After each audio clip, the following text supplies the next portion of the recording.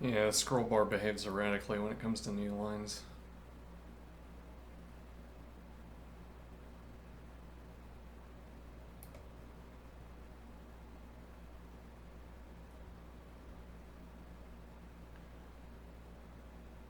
Hmm. Okay.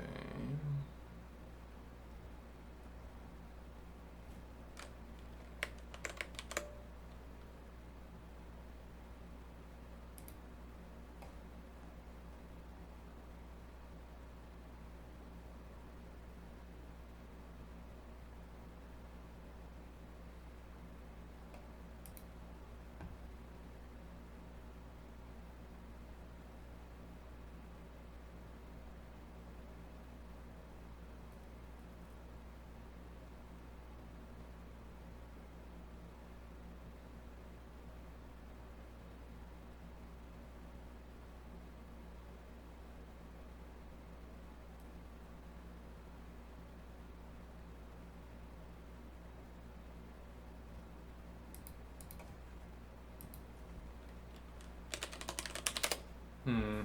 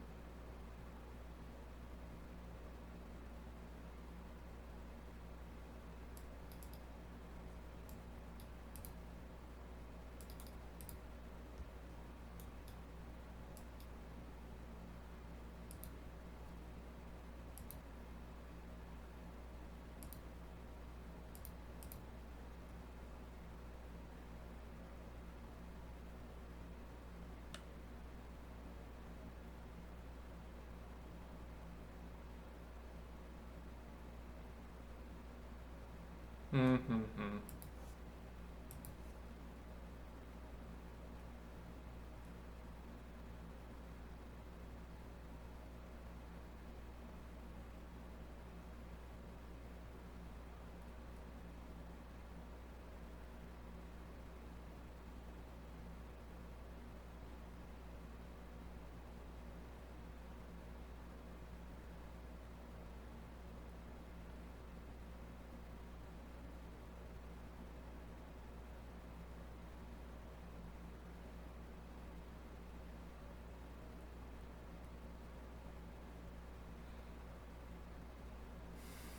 I rigged up a kind of cold compress for my shoulder. It took some time.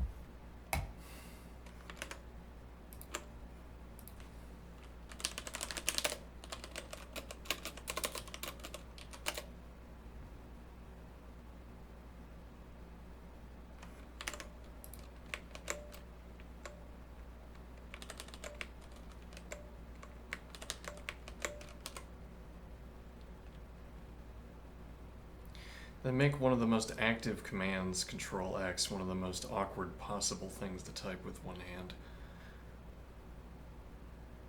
Control X is horrible. It's bizarre. Like, if you're trying to hit Control with one of the higher up joints on the finger, you have to curl your ring finger way under. So if you're in a sort of standard typing position, you want to hit Control. Well, they're necessitating that you curl your pinky under to hit Control, but specifically for the case where you're doing Control X, which is currently the case for undo. Admittedly, you have to curl the pinky finger and then Control Z repeatedly for undo, but it's even worse than Control Z because you can do pinky ring finger. I guess you could do pinky middle finger for Control X, but it still necessitates that you curl the pinky. Whereas for every other use of Control that I make, I leave the pinky flat and hit Control with the rod between the zeroth joint and the first joint.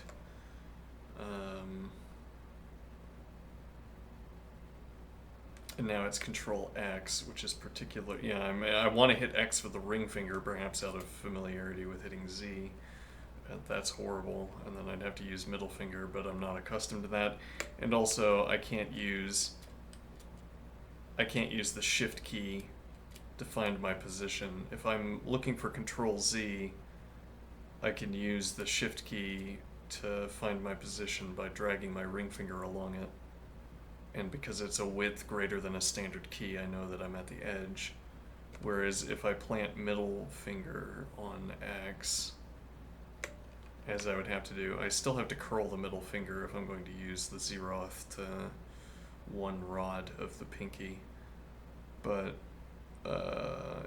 so I curl my middle finger and I can't test whether I'm at the edge.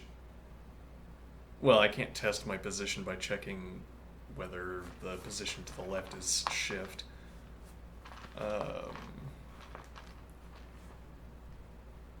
Yeah, I don't know, this is kind of a... seems really dubious. And why is it Control X? Why isn't it, for instance, Control Q?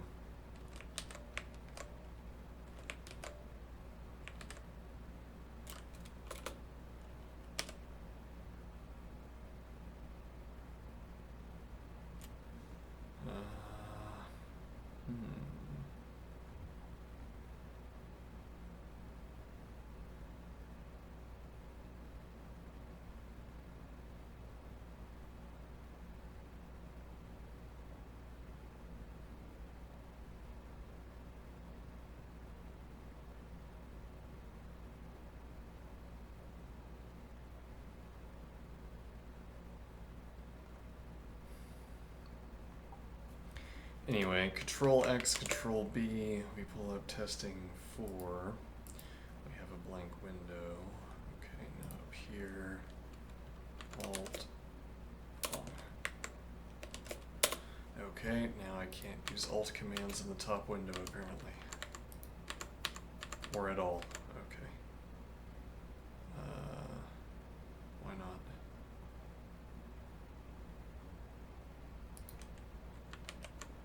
Now I can. Okay. Okay.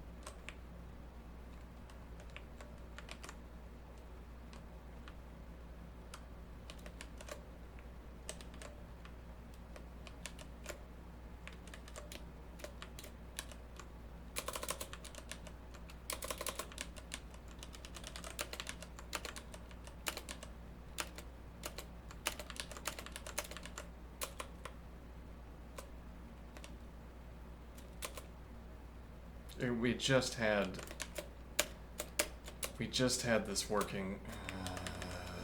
Okay.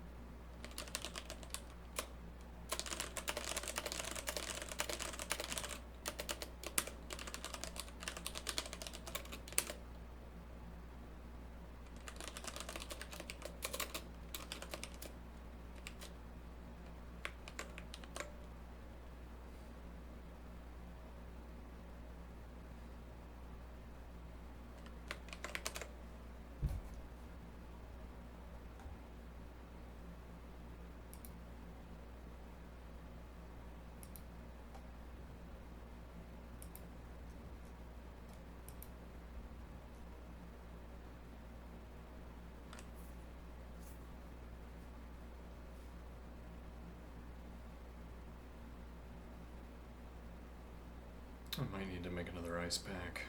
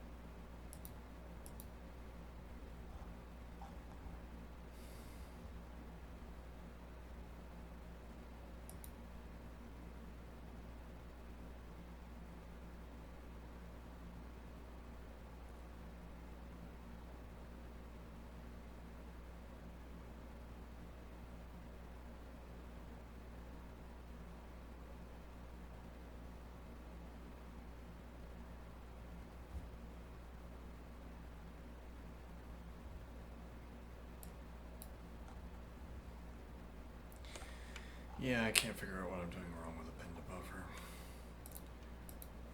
It's not clear that I need to know this immediately, though the author did place this first. But it keeps telling me that I am placing the wrong number of arguments, which might mean merely that I am calling arguments or providing arguments incorrectly.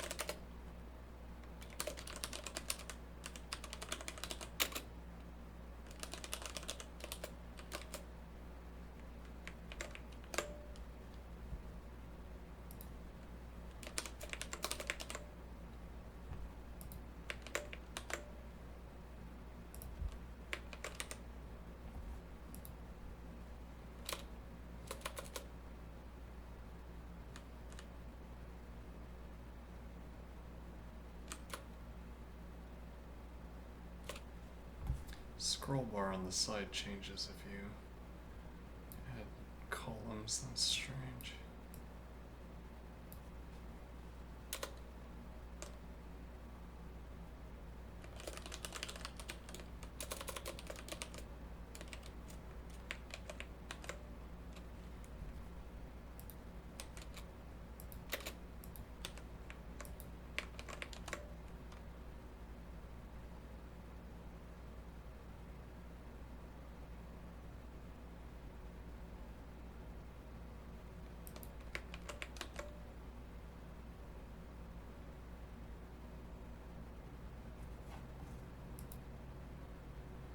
I broke.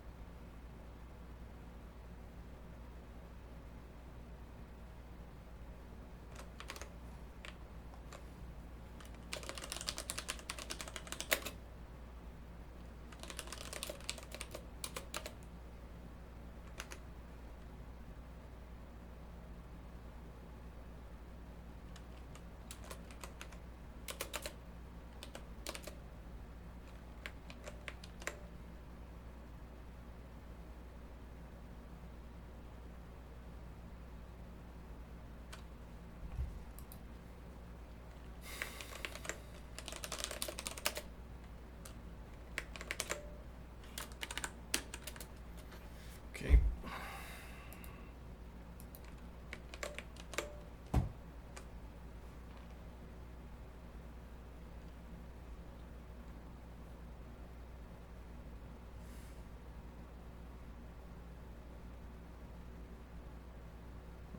Right, so I would need a way of naming the buffer.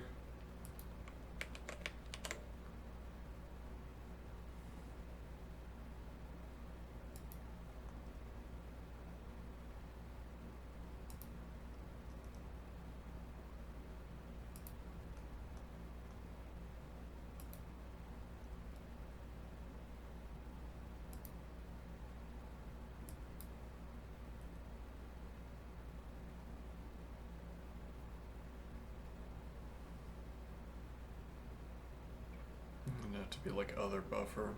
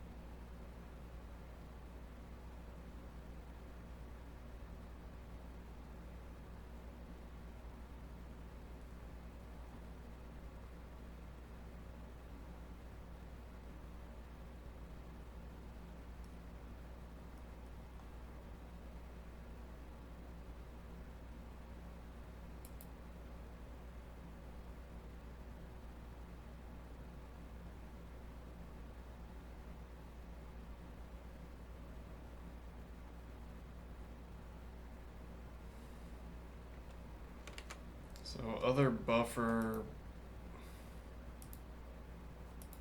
doesn't track, for instance, the last one you visited. It's trying to, when I say other buffer, which is supposed, I think, to choose the last buffer that I was in, it chooses the list containing the buffers. Yeah, so it ignores, doesn't take into account that I've been typing in this one, for instance, when I come back over here, other buffer is buffer list. Okay, however, I can't open a buffer without going to the buffer list. So I don't know how to reprioritize the buffer that is. Well, so seemingly other buffer can only ever select, I don't know, maybe at least at our level, at our mode of interaction, other buffer can only ever select the buffer list. I'm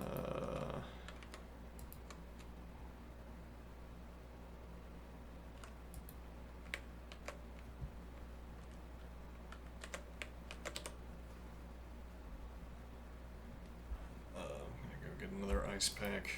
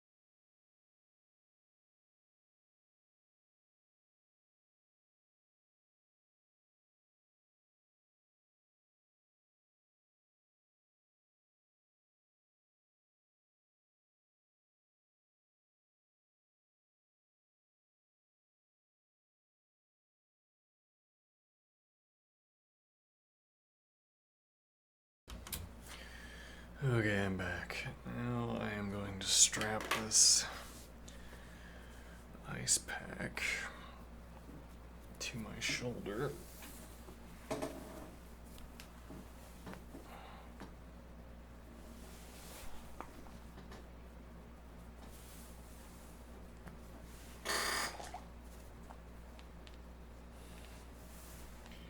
Using this amusing setup I have.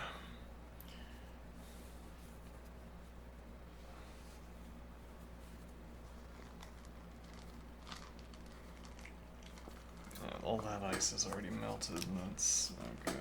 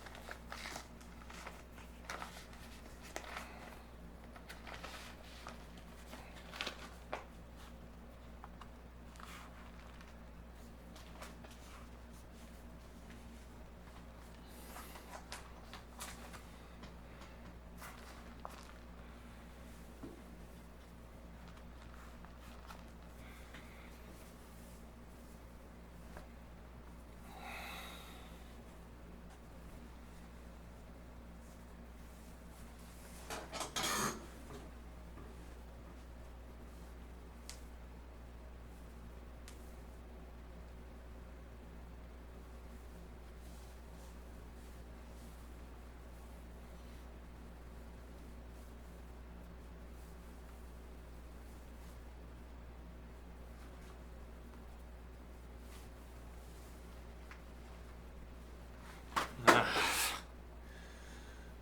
okay.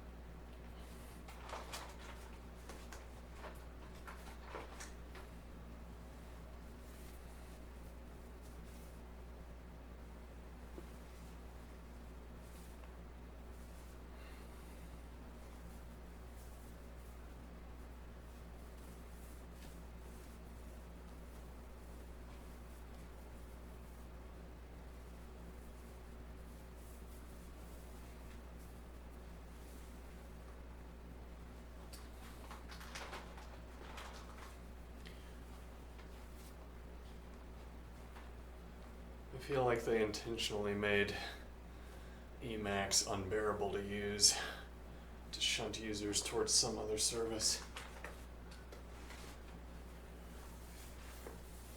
I've not really found a decision about the design of emacs that I like yet to this point.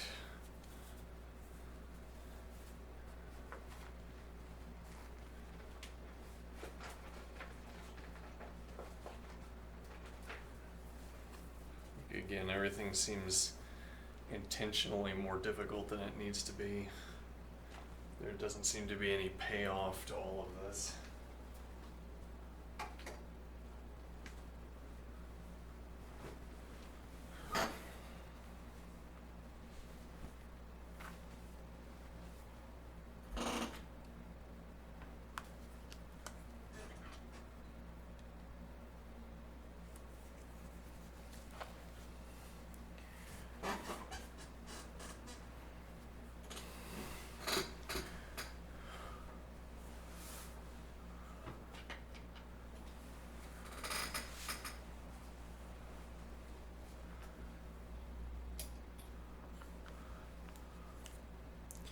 Dare I ask, what is copy and paste?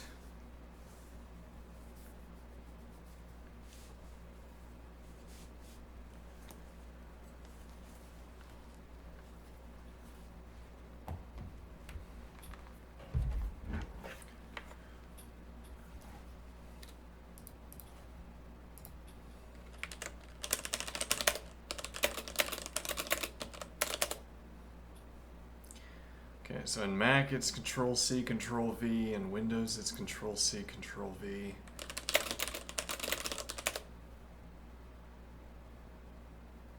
In Linux it's Control-C and Control-V, and in Emacs it's Alt-W and Control-Y.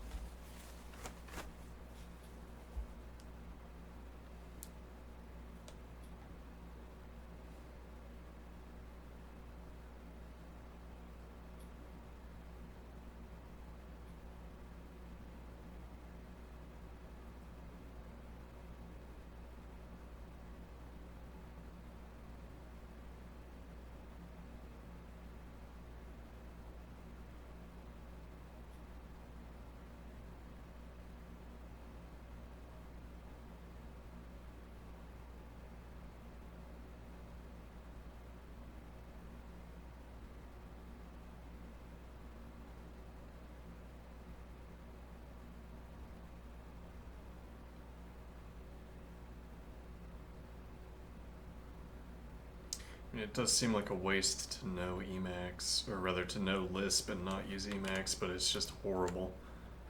every every engagement that I've had, I mean, it's ranged from slapstick to just wanting to quit up to this point. The like you want to change the color of this text. Okay, well, you're gonna have to you're gonna have to find out what the command is to look at the color menu, and then we're not gonna tell you what text color you're changing unless you learn another command. Which was humorous enough because I was in a good mood. It's like another rake to the forehead. Ha ha ha ha. That's the 10th rake to the forehead today, Emacs. Continues to be funny.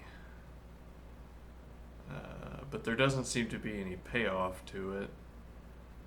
Well, I mean, we're not in a position to see what the payoff is yet, but yeah, learning this is a horrible experience.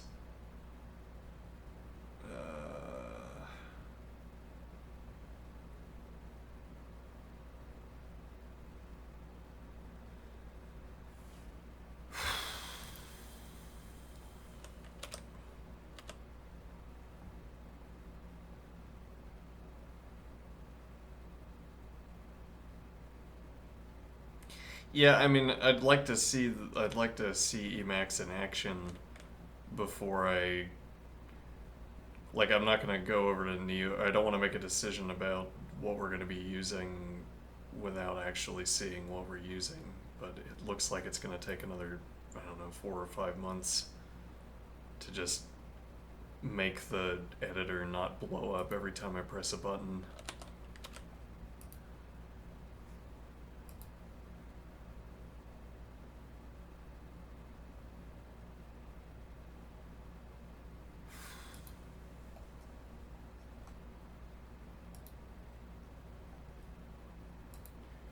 like this is page, I don't know, 20 of the introductory manual for coding in Emacs and using Emacs, and I have no idea how to make this command work.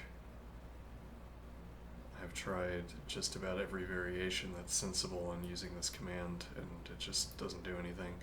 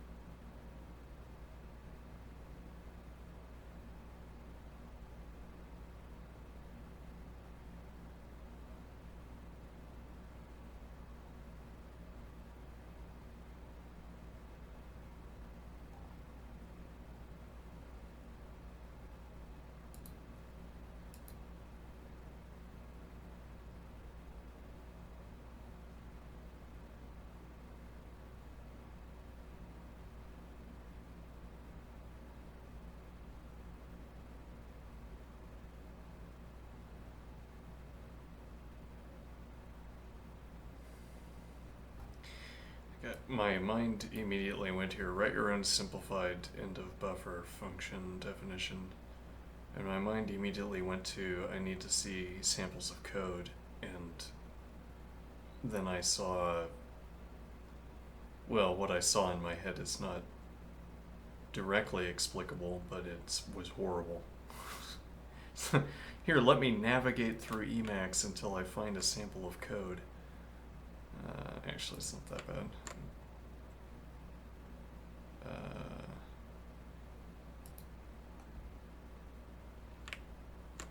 Alright, now this process, it's like I get a brief video of this process unfolding.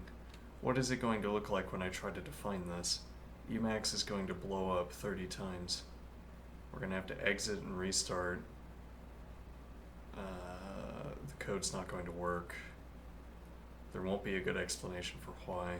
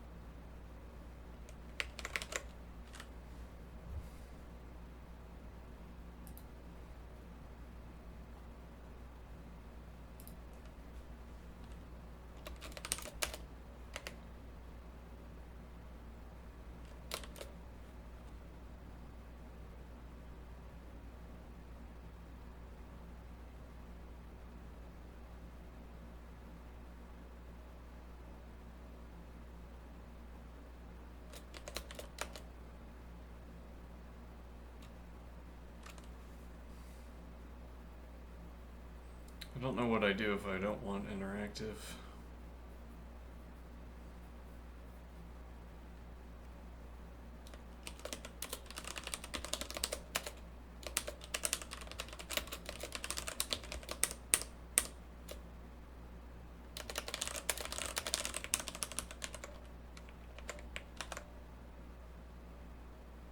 Yeah, okay.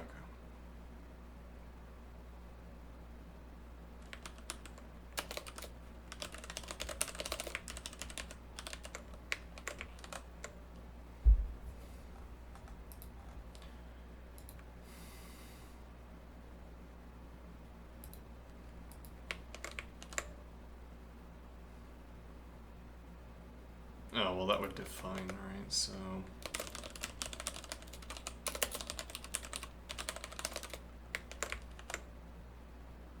alright, we did it.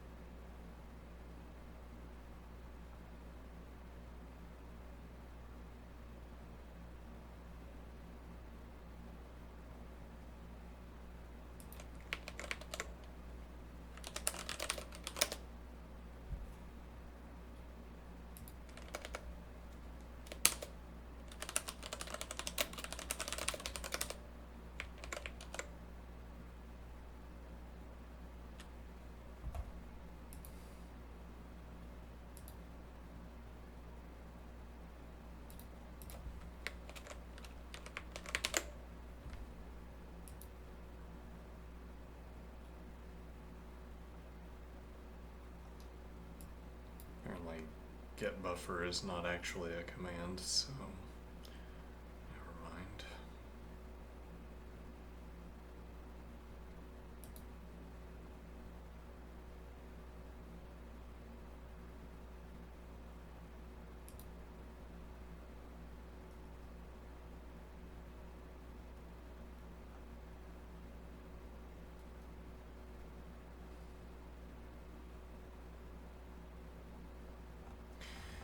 Yeah, I mean, we could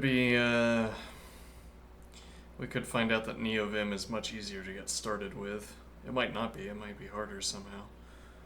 But we could find out that NeoVim is easier to get started with and then come to believe that it must be better, therefore. Which would be a kind of erroneous conclusion to reach.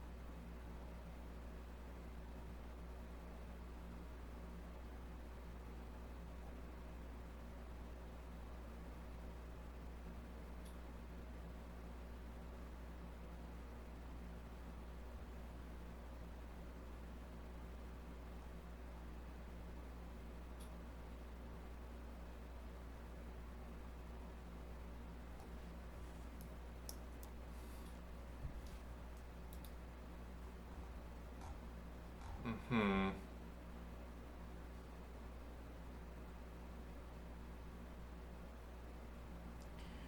So this is referencing the definition of append to buffer, but that's in a different buffer, and I don't know how to open up.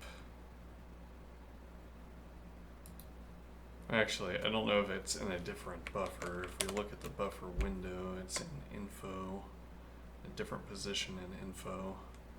On the other hand, this is the entire buffer, so it's not really in a different buffer. It's in the same buffer, but it's in a different location.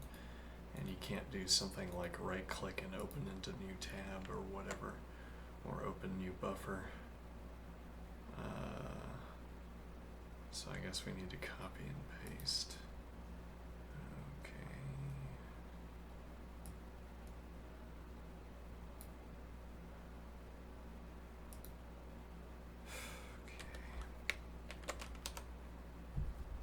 Yeah, this is so you can keep the highlighting like that, but if you try to scroll up, okay, well it still highlights, but it blanks the highlight. Okay. And yeah, Control X is horrible. We have to rebind that. Control Q maybe.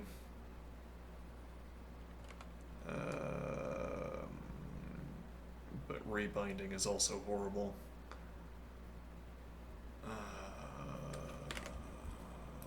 Let's see.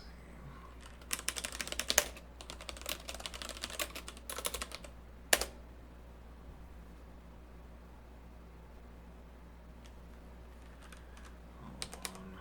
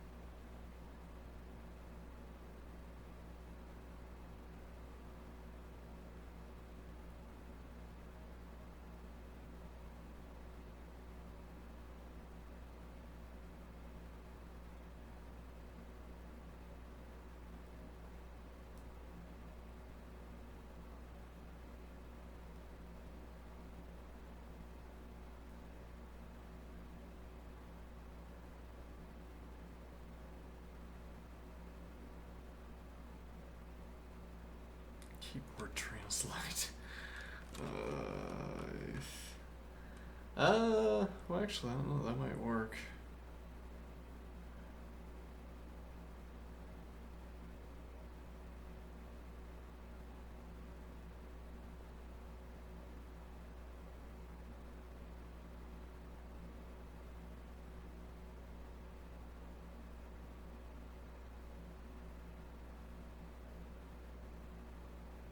Vim decided to use HJKL, and that's already what I'm doing. Hmm.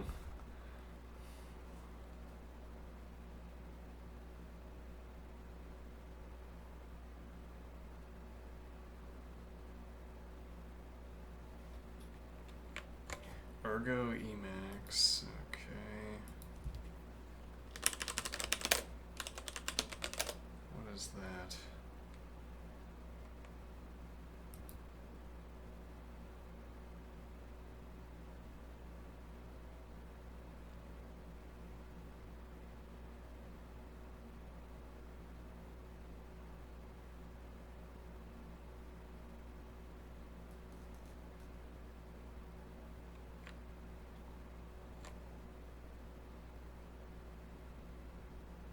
Emacs 24. We're on Emacs 30.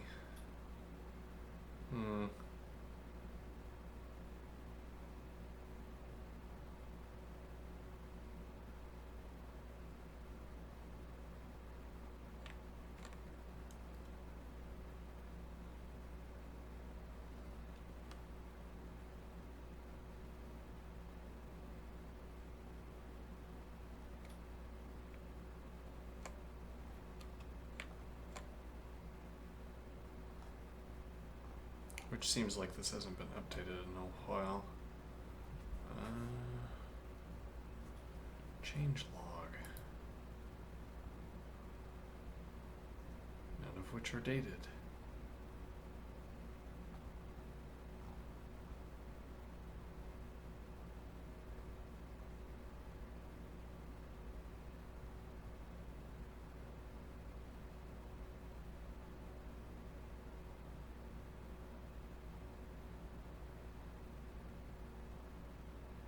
Oh, never mind. They are dated, but it's 2013. Yeah.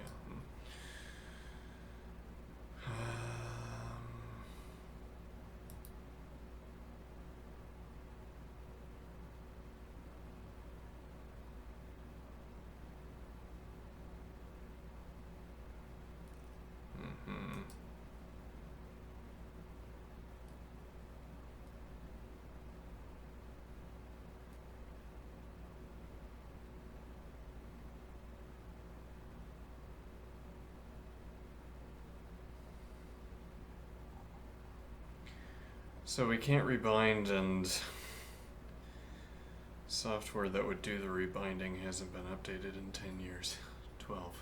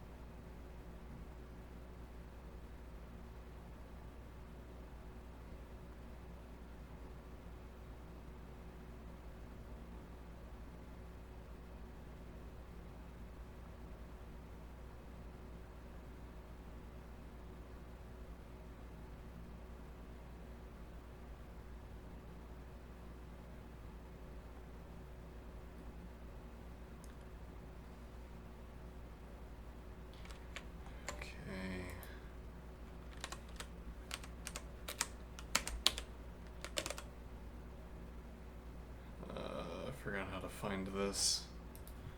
Let's see.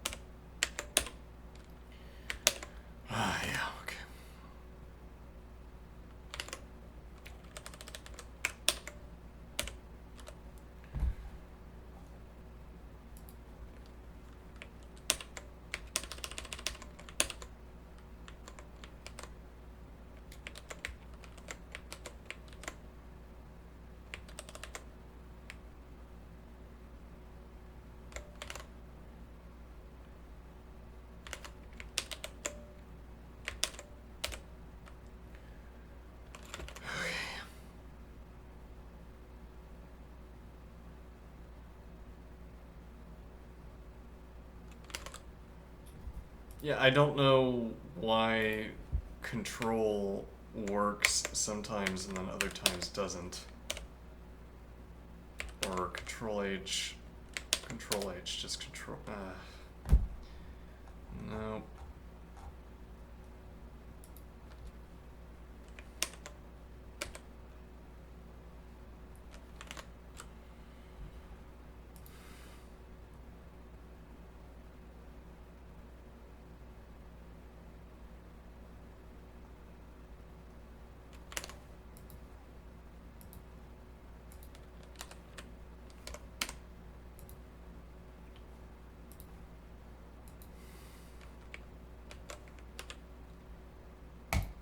Yeah.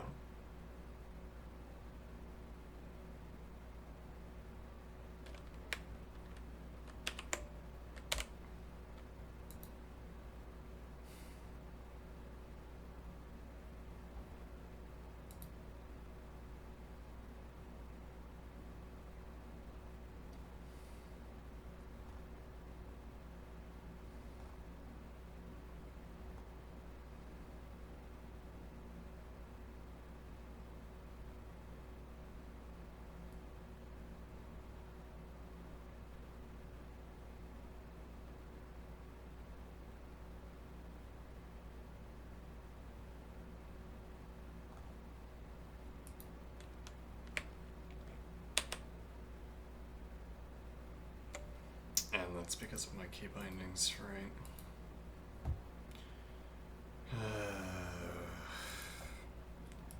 Though I much prefer my own key bindings.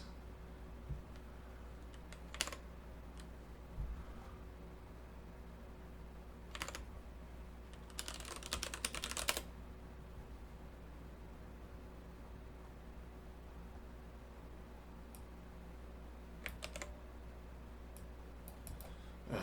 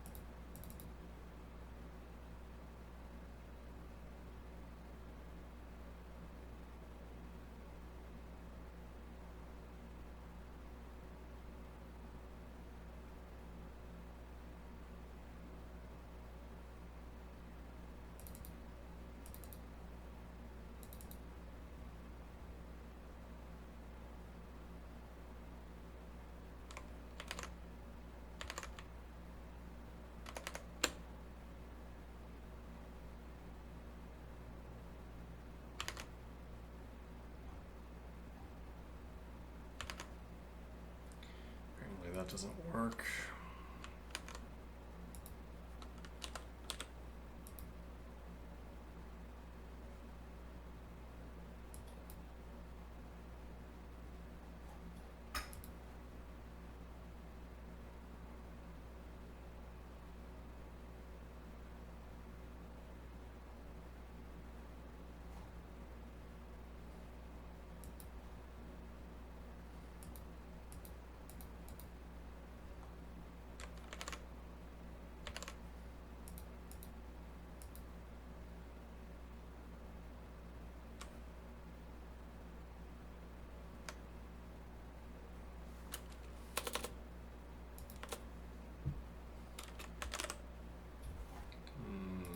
Yes.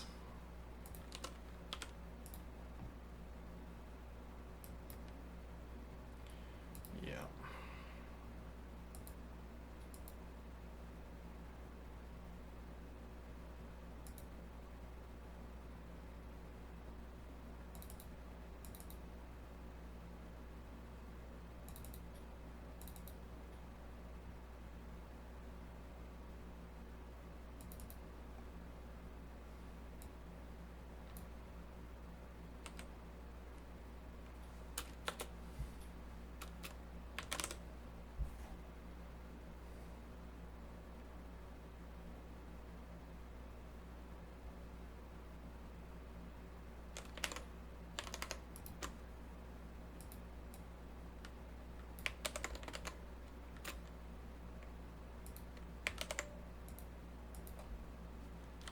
Let's try that.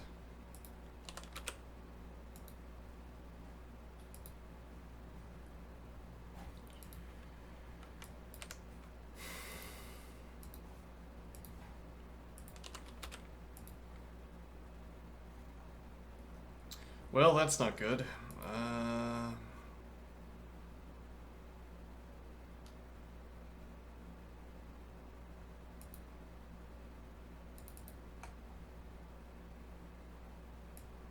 Oh. Actually, I wonder if that was what was preventing this from working.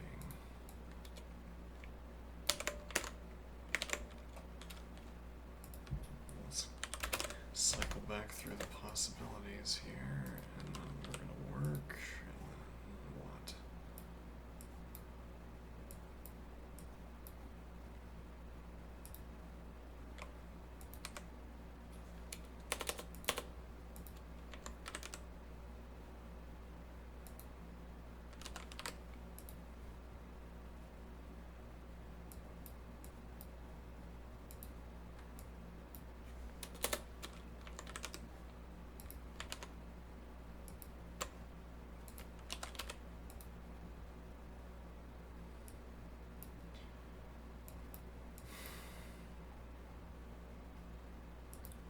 Alright, I'm gonna take a break, and then we'll do exercising. Or actually, I don't know, I might not do exercising today, but then I don't know what we're going to do. But I'll be right back.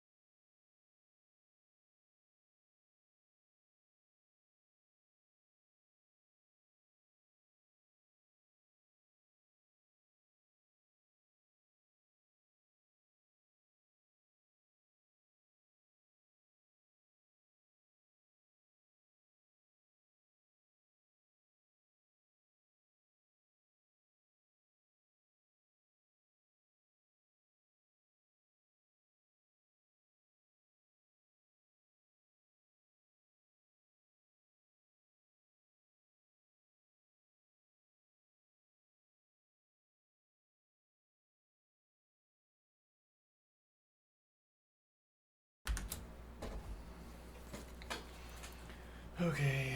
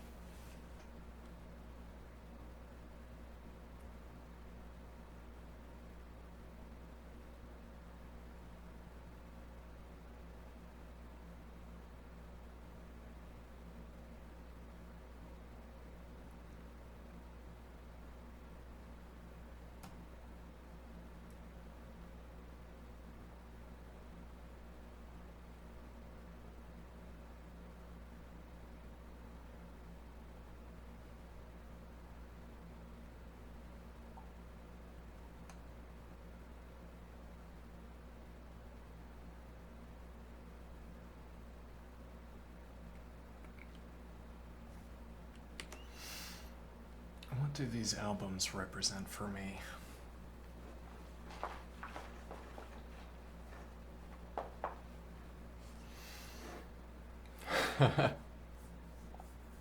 Hmm.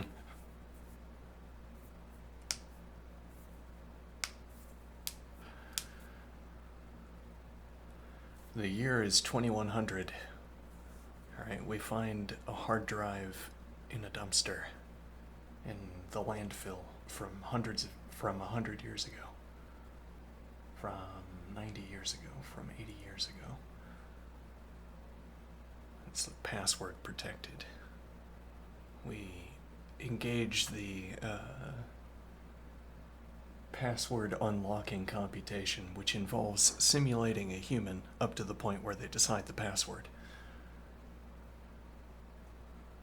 And then we type in the password. And that gives us access. And that's the standard unlocking mechanism for hard drives in the year 2100. What do these albums represent for me?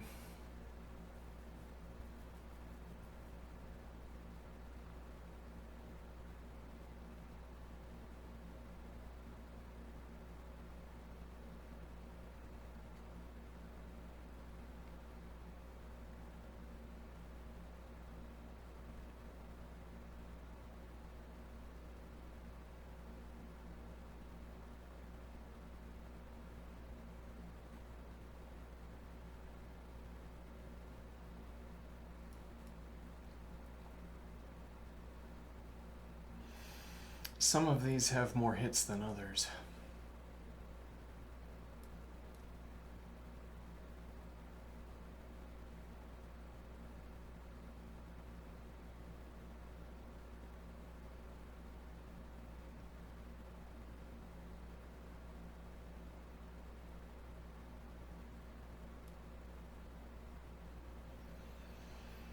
I think these are like, now for me, these are like invitations to an experience. What do I mean? I associate these albums, let's define our terms. I associate these albums with experiences by playing them alongside experiences. I experience things while listening to them.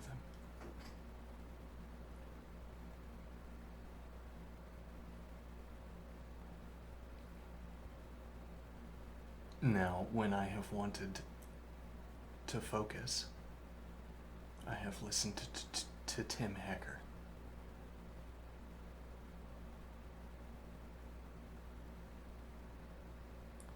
For instance, or Water Music 2. If I pulled up Water Music 2 now, it would be like I started a scene in a movie with suitable music. What do I mean? I mean, a scene starts in a movie or a scene starts in a television show, and there's music playing. It's intense music because the person in the scene is working hard. It's a montage of someone with a pencil and paper writing a whole bunch. A character whom you know does math. Alright, pencil and paper, writing a bunch, montage scene, intense classical music.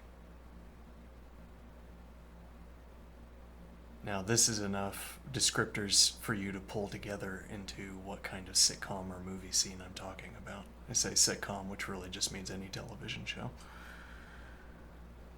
Alright. Now, why would there be an association between Tim Hecker and... Well, why would listening to Tim Hecker produce such a scene, as it were? Why would I be the intent thinker with Tim Hecker music instead of intense classical music? And then you might start describing the characteristics of Tim Hecker music, though that's just, I don't know, describing a spectrograph.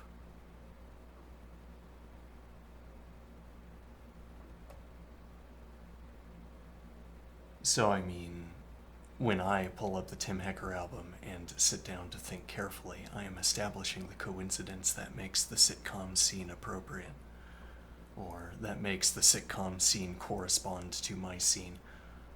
The music doesn't correspond and the activity doesn't correspond, but the intensity corresponds. The intentness, whatever that means.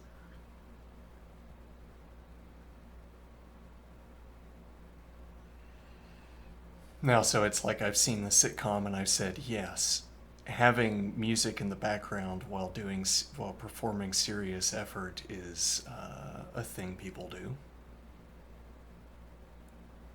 I don't, for instance, start up the music and then think to myself, but how am I supposed to focus if I'm listening to music? This doesn't strike me to say, because clearly you can focus while listening to music, because people practice this behavior. Well, it's more like they wouldn't be in a position to practice it if it wasn't practicable. People listen to music while working intently. Okay. If this was not practicable, people wouldn't do it. But it is practicable, and also people do it.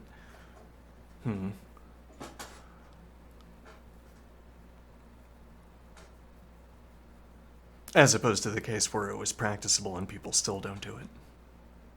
Which is not correct, not real. No, indeed, because people do listen to music. Okay, but what point am I getting at here?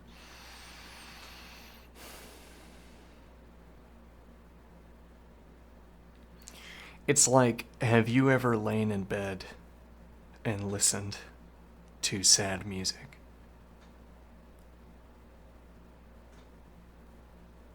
Why would that occur to you to do? And you say, oh, it's natural. Is it? Well, of course it's natural. People lie in bed and listen to sad music when they're sad. I've seen it on television. Yeah, but that's my point. You saw it on television and then you did it. Would it have struck you to lay in bed and listen to sad music if you had not seen someone do it on television?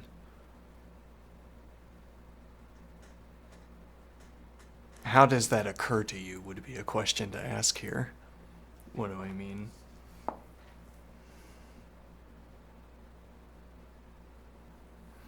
How does it occur to you, this action of lying down in bed and listening to sad music?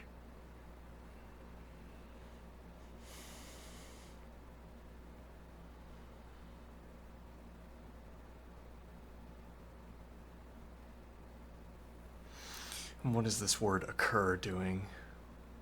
How does it occur to you? I'm asking, describe the day where you first lay down in bed and listened to sad music. How did it occur to you? Which I take to be asking, what was the experience like?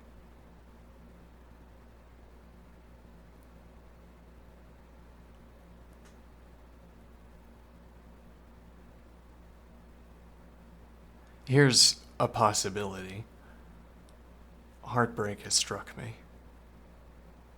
and I feel weak in the knees. I feel weak in the chest. I feel like I feel like my legs are going to give out. So I sit down in a chair. No, not quite. No, instead I lay back on my bed. Ah. And then that would be, as it were, lying back on the bed and listening to sad music occurring to me. What do I mean?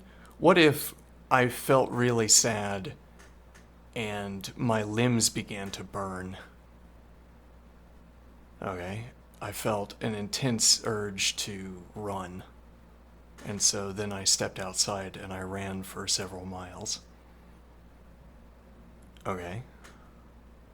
Well, then it would not be occurring to me to fall back on the bed and listen to sad music.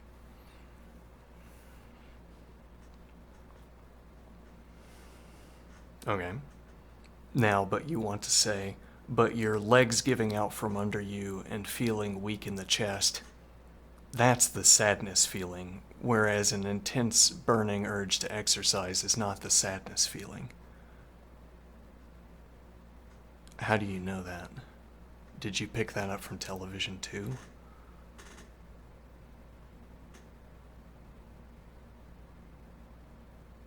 Did you see someone fall to their knees in a movie and think, ah, right.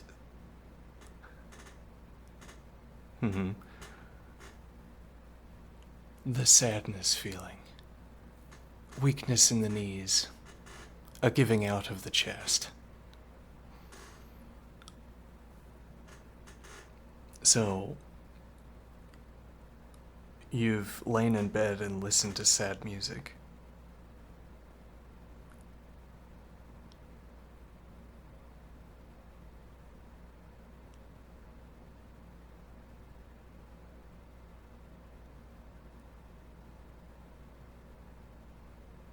Okay, and what is my point here?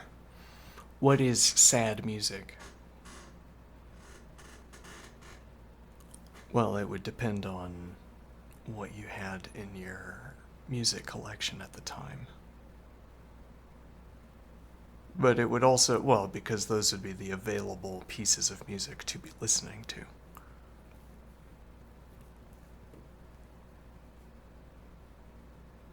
Okay. Does an album strike you strongly?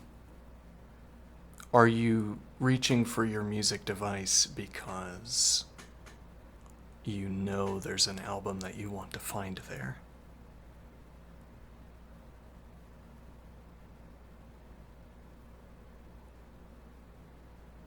And what would that mean? Sometimes in my practice of listening to music, I heard albums that I wanted to hear again. And so well, it always was a live option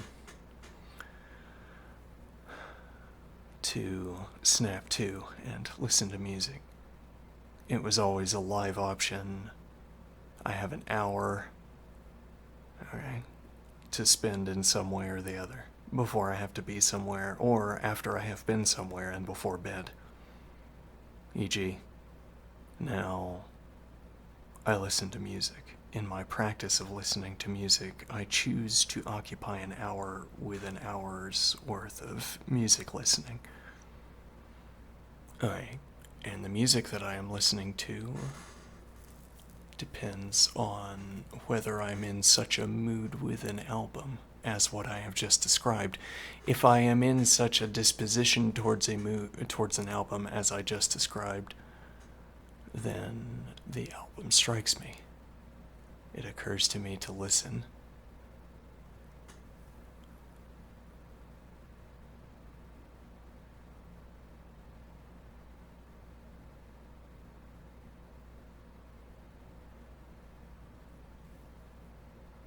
It occurs to me to listen, to spend my hour. It occurs to me to spend my hour on that album. It does not occur to me to spend my hour on another album. How do I know? Because that is the album I listen to. Album A occurs to me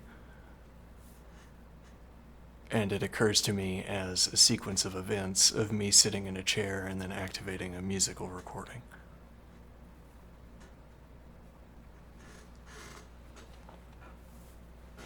It occurs to me. Well, either way we want to speak here would work. I like to put the question on its head. I like to say, it occurred to me as if it was an event that unfolded in front of me. That's more plausible in this case, maybe, because I would have been lying back in the dark. Okay. I would have been lying back in the dark listening to an album.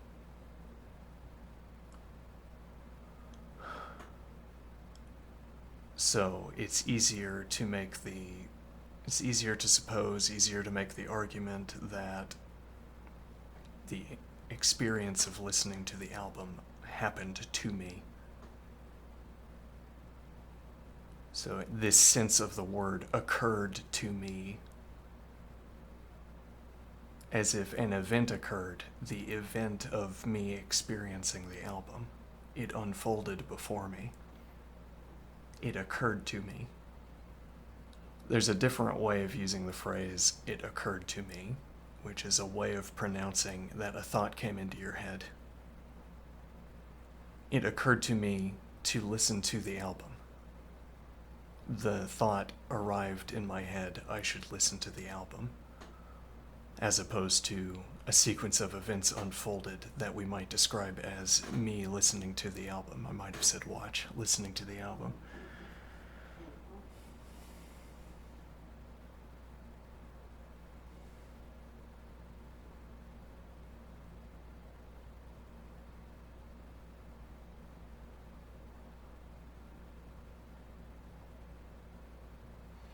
That one is the idea.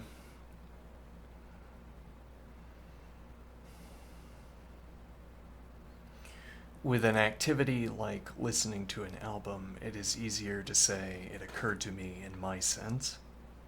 In the case where I say a thought occurred to me, it is maybe more difficult to argue that this is something I merely experience because the grammatical tendency is more ingrained to say that it occurred to me is prelude to saying as if, or is as a stand-in for saying the thought occurred to me, as in the thought arose, or I had the thought. But this as an active verb, as opposed to a thought occurred to me, where what I mean by this is that, as it were, I was struck out of the blue. Instead of having a migraine, I had a thought. But then there's no sensation to thinking, well, there's not pain, if that's what you mean. It's not painful to think.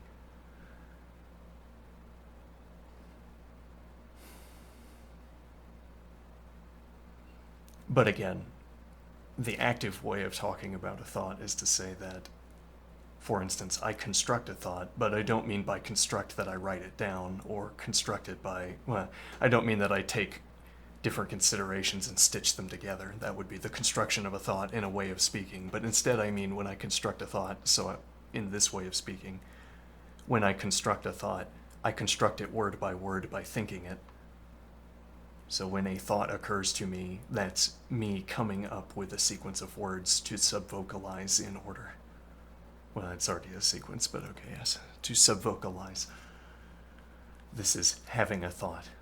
Now, I describe this passively by saying, well, it doesn't feel passive. But I mean, what does it mean for something to feel passive? It has no other referent for comparison. Anything else would be analogous. What does it mean to say that, well, you could imagine thinking it felt like hearing someone else, for instance. And what would that mean? Thinking feels like someone else is talking to you. Okay, I think few people who subvocalize would identify this activity as being talked at by someone else or being talked to by someone else. Okay, but what would it mean to hear a voice in your head and hear it as someone else's voice. Well, what if I heard a different timbre of voice?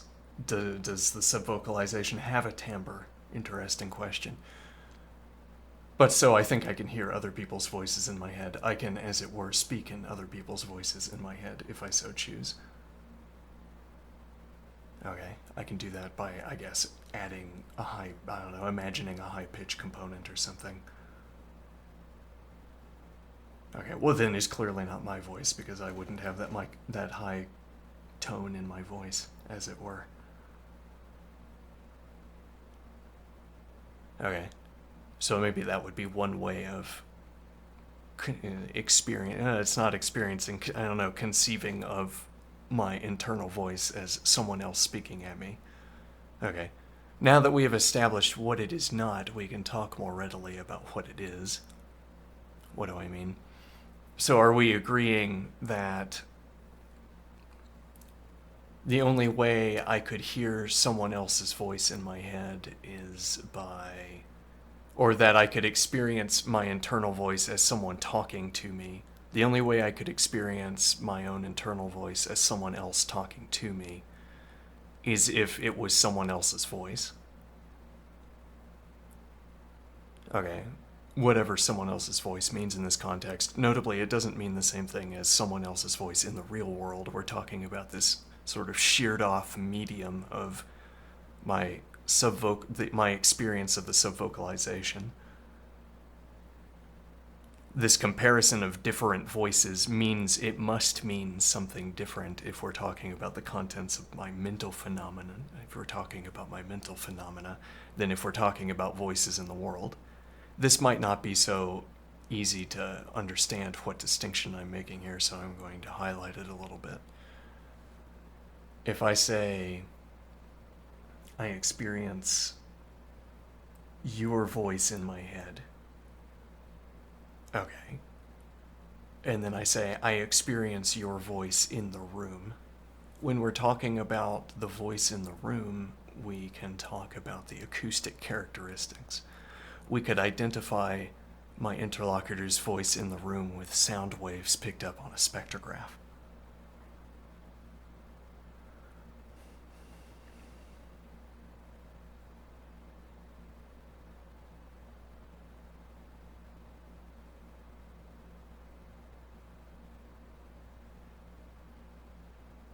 Now what is the point? Now when I say your voice as opposed to my voice, well then I could talk into the room, pick up the signal on the spectrograph, and we could perform Fourier analysis to give us a comparison between the two voices in the spectrograph. Okay. Now, I use this as the shallowest usable example here for how talking about different voices in the head is different from talking about different voices in the world. When I say to you, I hear your voice in the room, we could get a spectrograph going and agree. And then we could get a different spectrograph and perform comparisons. But also, when I say, it was not your voice that I heard. Okay. When I say, I'm glad to hear your voice. Okay. We might say, when I say, I'm glad to hear your voice, you might think, let me think here.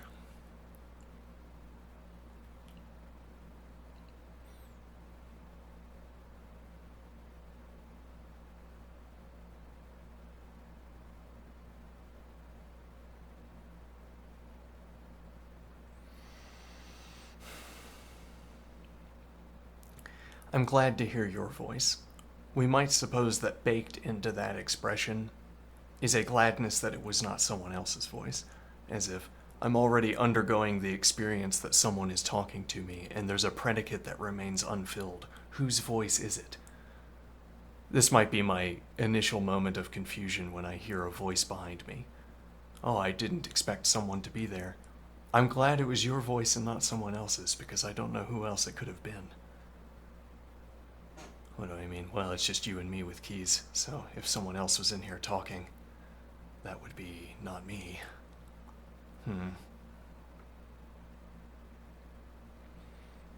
I'm glad it was your voice that I heard behind me. Okay, what point am I making here? To the exclusion of other voices we could have heard, right? I could have heard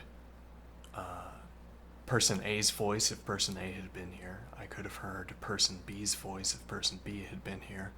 Or if there had been a class of people that I group together under home intruders, for instance, it could have been any member of the home intruders subset, as it were, voice that I heard behind me filling in this predicate slot.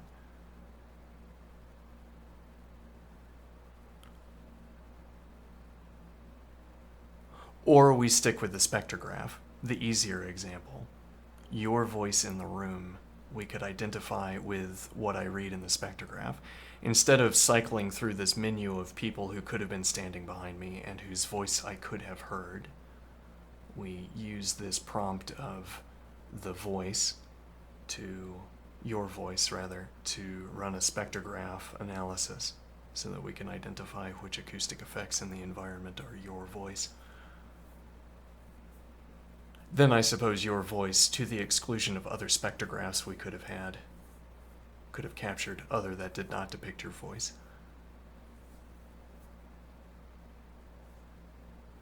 Now what is the point here? When I say, I hear your voice in my head, this does gesture towards a physical analysis.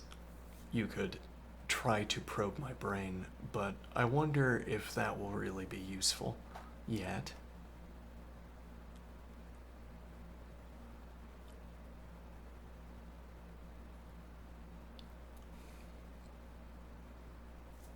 Oh, which is to ask, I wonder how far away we are from decrypting the brain, as it were.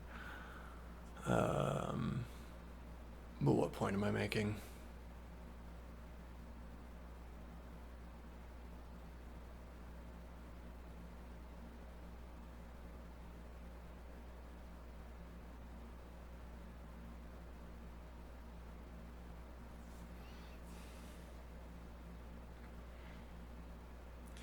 When I say, I hear your voice in my head, as opposed to, I hear your voice in the environment, you could take that as a prompt to examine the physics of my brain. Let's suppose we preclude that for now. Okay, you're not going to succeed at scanning my voice, your voice out of my head, as it were. Okay. Now, I don't have anything else I can reference. I can't reference a spectrograph of the acoustic effects, for instance. We might not be able to reference the acoustic effects. Well, no, actually, better to say we could not reference the acoustic effects either way. Even if you could read the voice out of my head, there would be no acoustic effects because my voice is not happening in a room, though I'm accustomed to hearing my own voice with its acoustic effects, so why wouldn't there would be no effects that arose due to acoustics.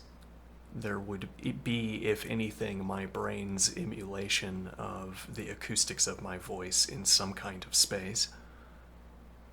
As if my voice in my head was always acoustically accurate, what would that mean?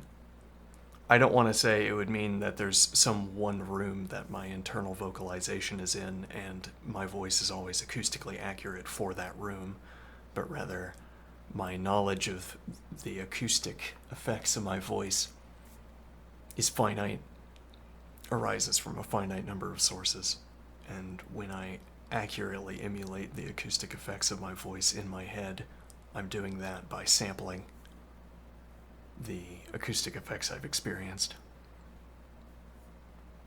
So I imagine. But what do we get out of this?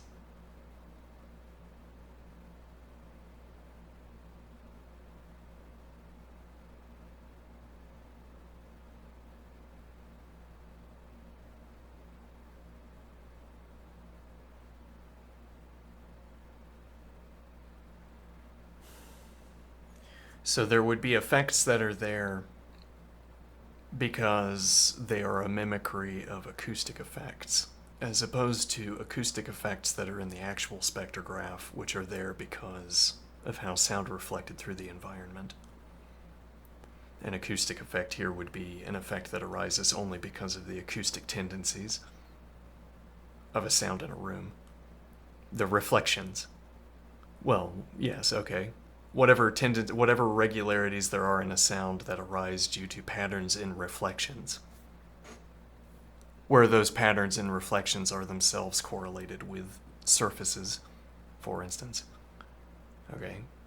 Now, actual sound has acoustic effects, patterns that arise because of the shape of the room.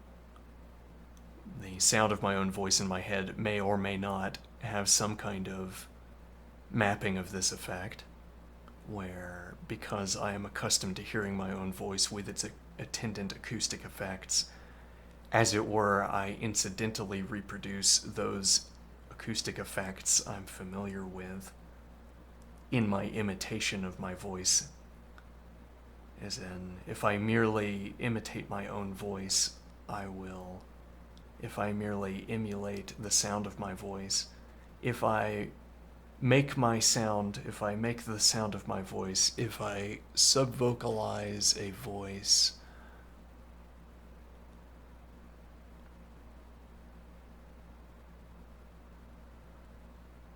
let's see. If I subvocalize a voice that strikes me as matching my own, the process of I want to say the process of painting my voice in my head, but painting itself is like a technical term. As if the process of depicting my own voice in my head incidentally captures acoustic effects associated with my voice, because I learn my own voice by hearing it in my own environment. And when I speak in my own environment, I have a constant acoustic chamber around which my voice is reflecting.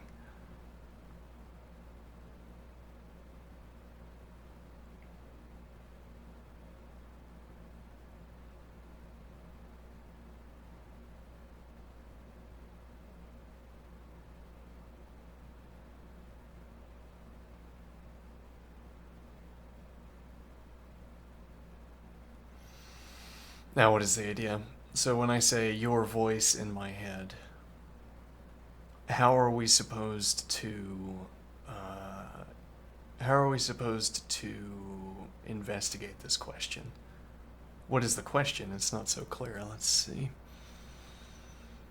I'm saying there are numerous. Well, we could talk about the spectrograph as our basic example, and then we used someone else standing behind me as the follow-up example. So I heard your voice behind me instead of someone else. Okay. And now what I imagine or what I talk about is the coterie of people who could have been standing behind me who weren't you. I'm glad it was you and not any of them. E.g.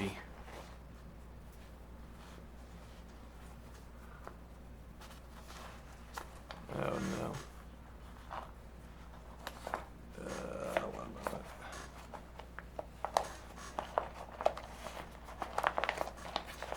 I'm glad it was you and not any of them. But hold on, what point are we getting at here? Let's see. I'm trying to make the point that... Well, so we were originally talking about this idea. Do you ever experience your subvocalized voice as someone else speaking to you? Okay, and we said it would have to be someone else's voice. No, we were stuck on the question, would it have to be someone else's voice?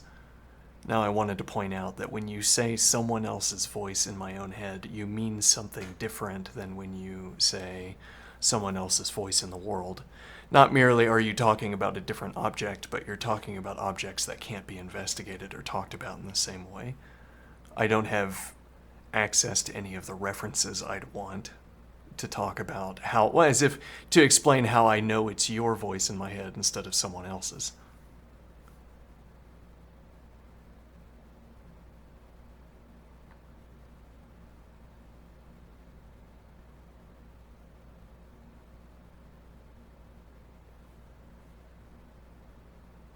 Now, what is the point?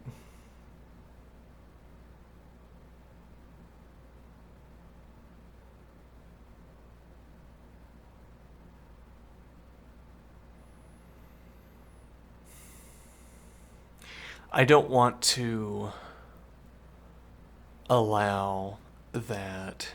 Let's suppose I have special first-hand access to an event, a memory. Okay. It is hearing my own voice in my head, but it is not me doing the speaking. Ooh, scary. Okay. Now, what is the point? Well, then, this would be the phenomenon to be explained. How do I hear my own voice in my head, but hear it as if it's someone else speaking to me?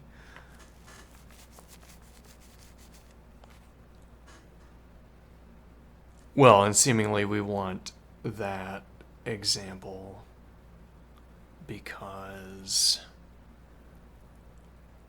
if we wanted to talk about a thought occurring to me, seemingly the counter argument would, well, so seemingly the argument for the typical reading of this word, a thought occurred to me, is to say, well, it doesn't make sense to talk about your own voice in your own head as something other than you constructing a thought. So a thought occurring to you is merely a shorthand for saying, I began to construct a thought. It's not a way of saying that a thought occurred as an event. It's not a way of saying that a thought unfolded like a physical event unfolded and you merely watched. Okay, and one shortcut to get to that point would have been to say, well, you must then experience your own voice as someone else talking to you. And then we would have taken another jump to a different logic in which we said,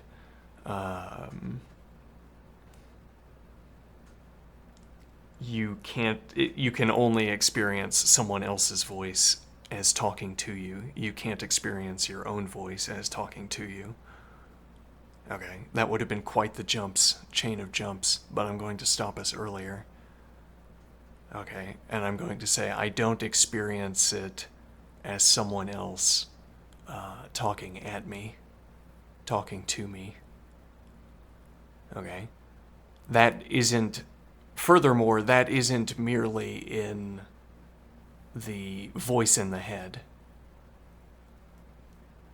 I mean that it isn't a question of hearing my own voice instead of someone else's. I want to say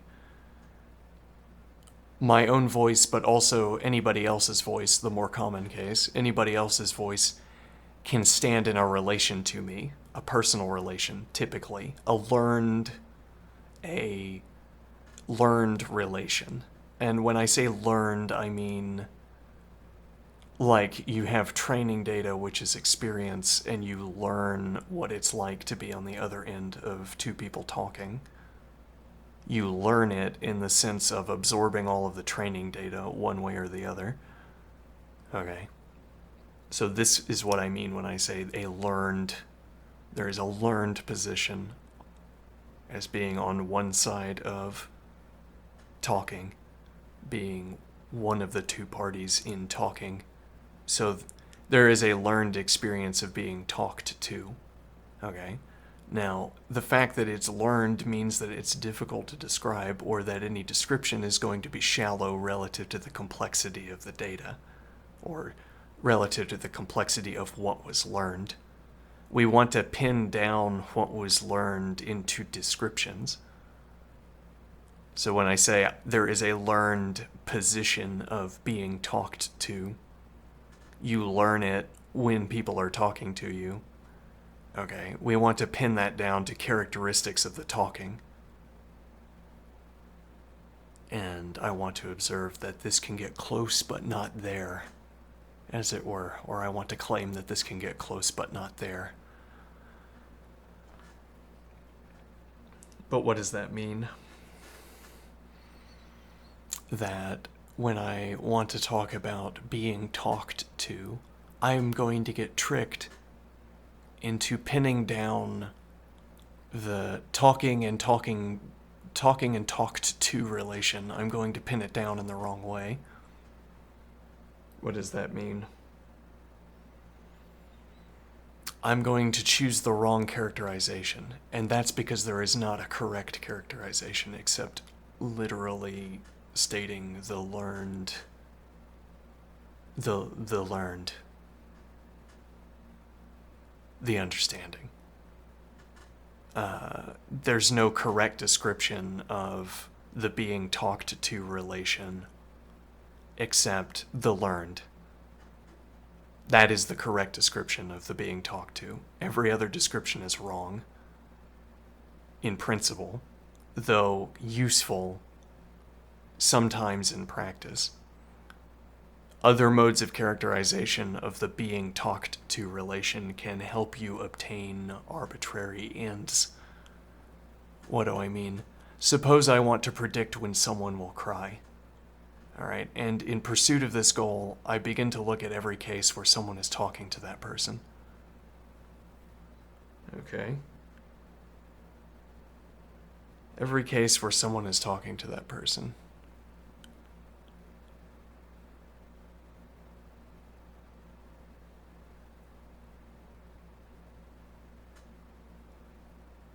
Now, what is the idea?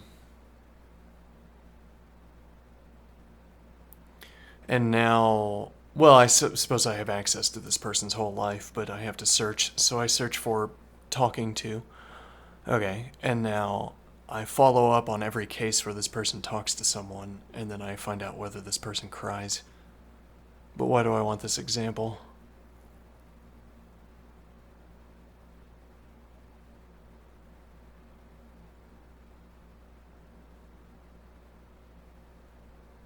Why do I want this example?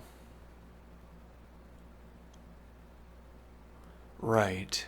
Now I have all of the cases of this person being talked to, and I have the subset, the cases where this person was talked to and then cried. Okay. And now I want to develop a theory of the being talked to relation so that I can differentiate between the cases where the person cries and the cases where the person doesn't cry. Now, how good does my theory need to be? Some number of sigmas, I suppose. My description can allow for offside cases, let's suppose, and what that means is that I predict crying. Well, and it would be strange if I predict crying and it doesn't happen because I have the whole data set, so how could I not know, as it were? But that's not the point. I'm trying to come up with a function that cheaply categorizes. Okay. So we want to be able to allow offside elements because it's like if I allow one offside element, if nothing else, I get list doping. Okay? If I could just shear off the first element of every list I'm given, I could even just const something on. Actually, that'd be funny if it was cheaper to reverse a list than to null check a list. Then you could dope and then reverse. I don't know how cheap it is to reverse a list, though. How cheap it can be made. Anyway, what point am I making here? We're talking about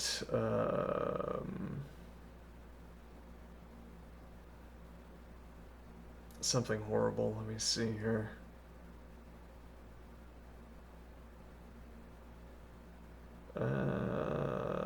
What does that even mean at this point? I don't know. This has spiraled out a little bit.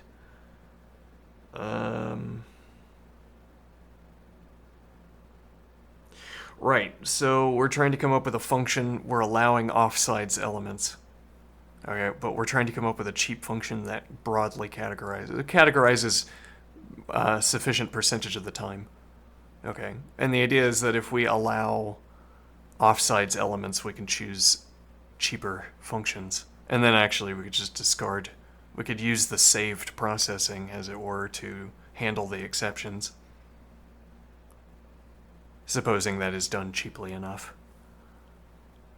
Now, what is the idea?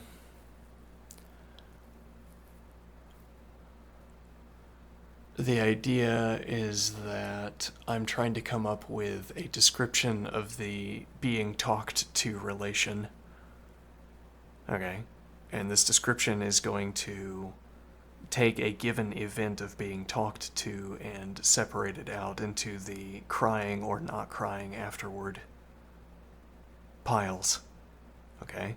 Now, we could have an arbitrarily accurate separating function. Okay? And I would still say this is not what I want to call the being talked to relation. This is just some subset of it or something. Well, what point exactly am I making?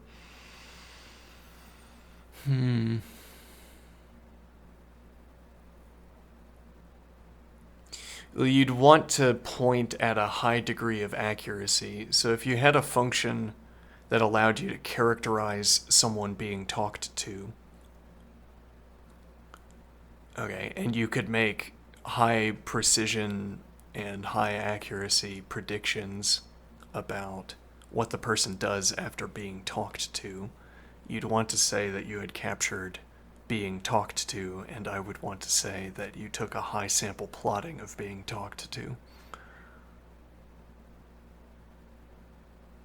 Okay, the continuous, the infinite sample plotting of being talked to is the learned. Though it's not infinite sample. No, because I guess whatever is learned is finite as well. Whatever holds the learning.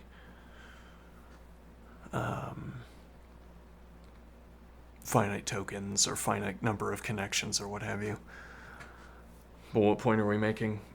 That if I come up with a characterization scheme for being talked to, I want to say that this is wrong, but it could be arbitrarily. It's wrong, but it could be useful. Being talked to is the learned. It's in the learned somewhere, but I don't know where it is. Okay. Now what is the idea?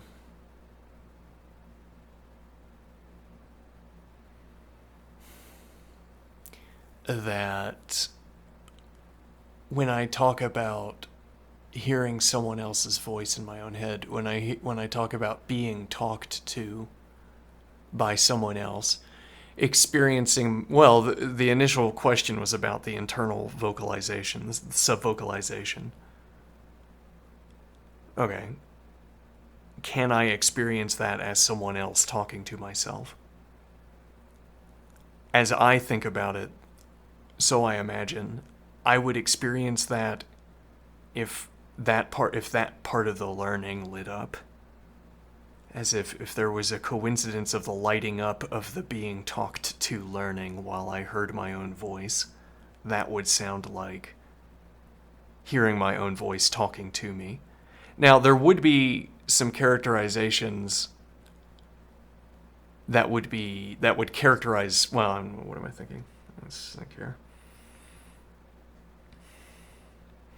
Like if we wanted a cheap example of being talked to and what characteristics this would pluck out of a spectrograph, for instance. You could talk about positions of authority, for instance. You could look at a rigid command structure. Okay, now being talked to is easily divisible into categories, into concepts that will provide easy, accurate, high-precision predictions concerning how speech patterns will proceed. Someone doesn't speak in this company, as in there's a room with a general and a colonel and a private, and one person in that room doesn't speak. Okay. Actually, two people in that room don't speak. Now what is the point? The point is that whatever characterizations... Well, yes, the point would be the high accuracy, high precision predictions about how voices will proceed. Then your experience of being talked to is funneled down into an easily characterizable sequence, as opposed to a less easily characterizable sequence. Okay. So, as if it would be easier to talk about the learned because the structure of a command structure funnels the experience of being talked to into a more manageable subset of the possibilities of being talked to.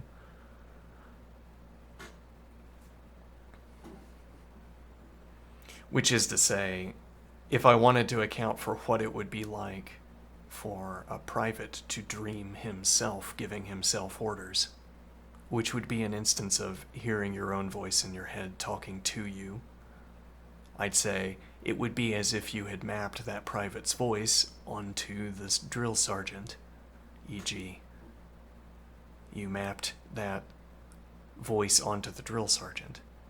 And now whatever speech patterns the drill sergeant has while talking to the private, those speech patterns will be exhibited in the mapping, due to the mapping. Okay? Or if I fancy... Well, and so, again, it's not just though, like, I could imitate someone in my head. I could imitate someone's speech patterns while keeping my own timbre of voice, whatever that means when we're talking about internal subvocalization. Oh, I'm muted, by the way. No. Okay. Internal subvocalizations. See here.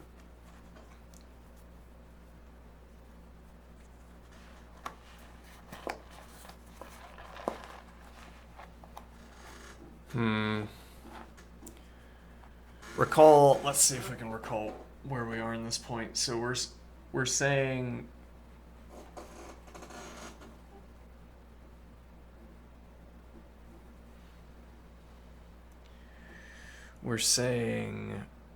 that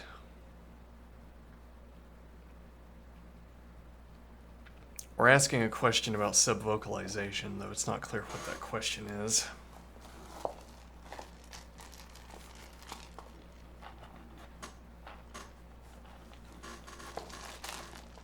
One moment.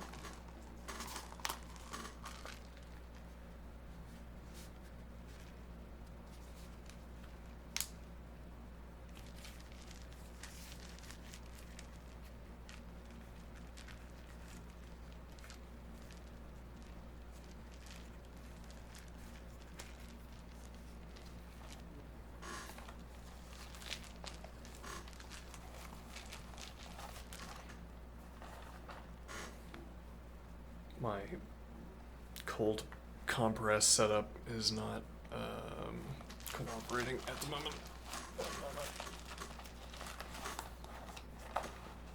It's all falling apart. Let me see here.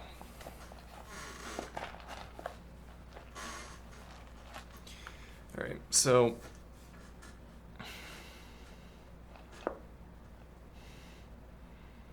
subvocalization, the idea of hearing someone else's voice in my head.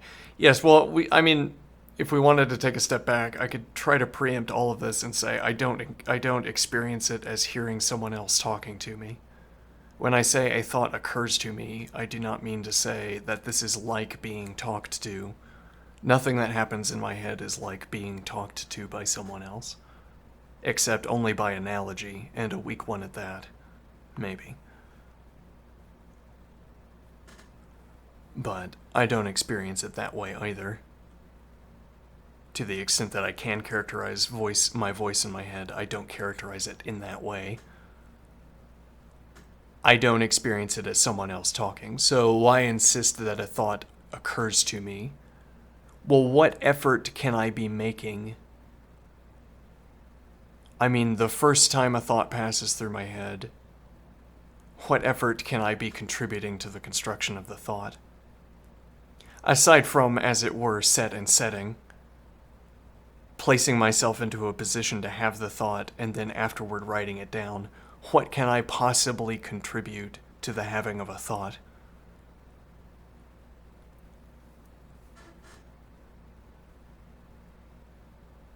I mean, it's not like writing down a thought. That would be something that happens after I have the thought to write down. It's not like pulling on a lever. It's not like pressing on a button with my hand, at any rate. What can I be contributing to the having of a thought? Well, you say, I choose one word and then the other. What do I contribute to my choosing?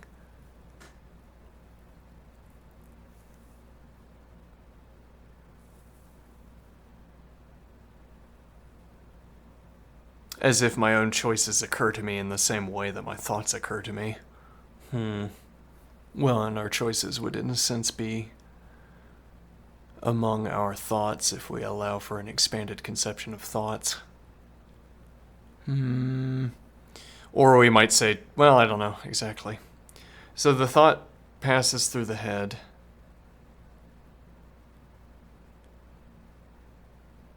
Okay. The first time. And I'm wondering, what can I contribute? What can I have contributed? An alternative question would be, have I provided the correct set and setting so that a thought can continue through to its end? Have I prepared myself?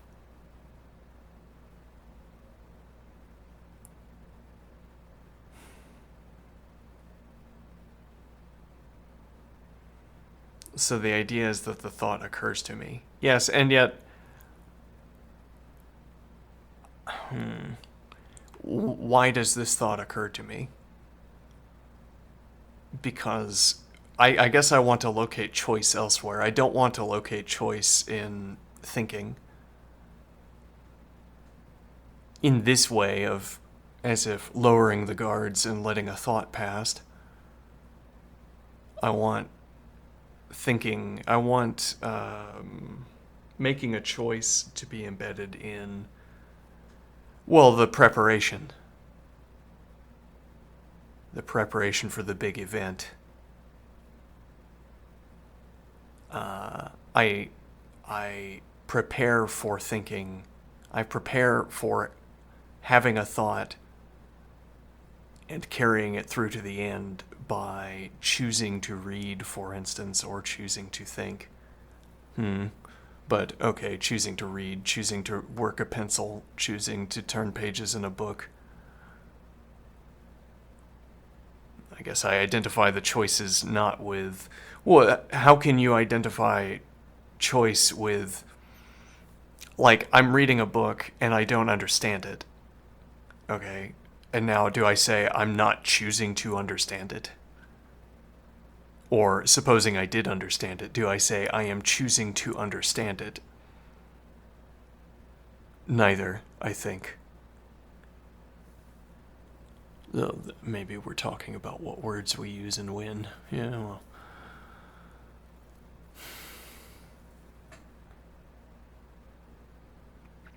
I don't choose the words that pass through my head as I think of it, as I experience it. But I choose to do daily what will deliver me in a position to think.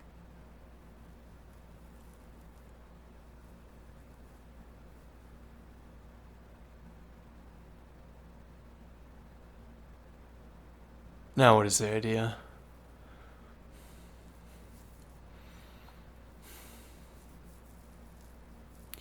My question of what can I contribute at the point of having the thought? What can I have contributed?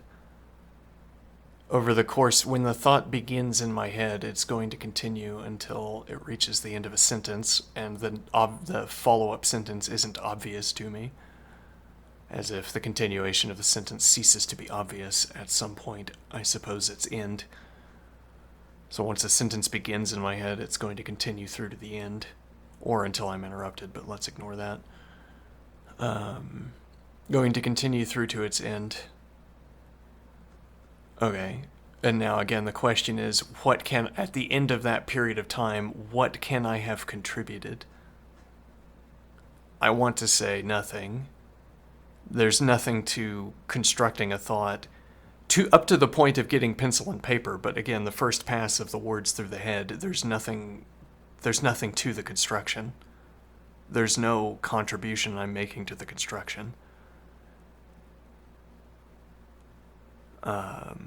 Again, except, as it were, fending off interruptions, fending off distractions, holding the gate open, or holding the whatever the term is, the drawbridge, no, the portcullis, holding the portcullis up for a thought to sneak under is my contribution, if there is any, that we have not yet explored, because it's not clear what that would mean. But otherwise, I can't see what I am contributing to a thought at the point of having the thought. Okay, this is why I would prefer the phrasing. Well, why I would prefer this interpretation of the phrase, the thought occurred to me. Okay, and I think that my phrasing also captures one of the intuitive ways, or one of the commonplace ways of using that phrase. Out of the blue, you hear yourself thinking, as it were. Out of the blue, a thought occurs to you. It's not like, for instance, that you're staring carefully. Well, in this use case, you would not have been staring carefully at something and then reaching a realization. You wouldn't then say, it occurred to me. Well, maybe you would, but in this usage, with this tone of voice, as it were, it occurred to me the other day. Maybe that phrasing is what we'd want to say. It occurred to me the other day. Out of the blue. Out of the blue. It occurred to me. What if such and so? Okay, and in such a phrasing, with such a phrasing, what you're trying to relate is that an errant thought popped into your head with no justification in your environment. Okay, but it was such a good thought that popped into your head that I guess it snuck past the guards at the gate. And now you had this interesting thought that you want to relate to me.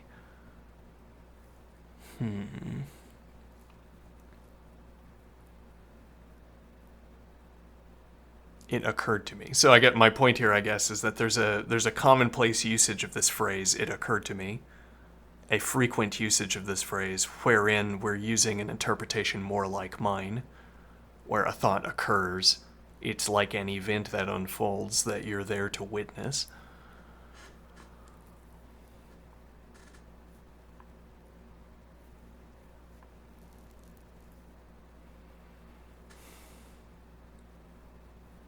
All right, what does all of this have to do with music selection?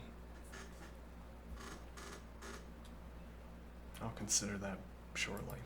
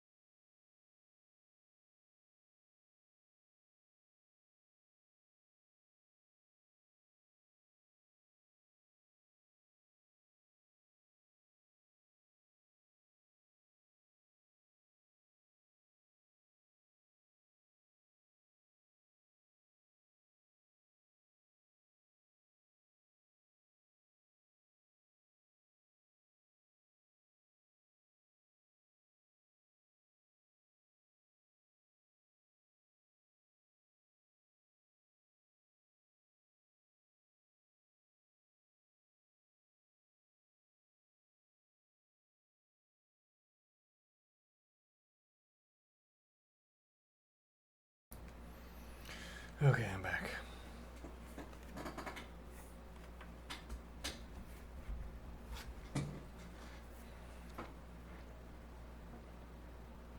Now what do I want to talk about?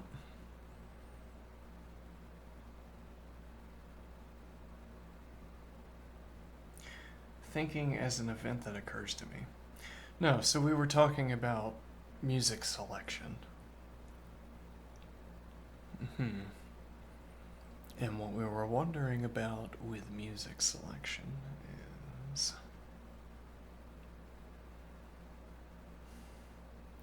I was saying these music albums are like invitations to an experience.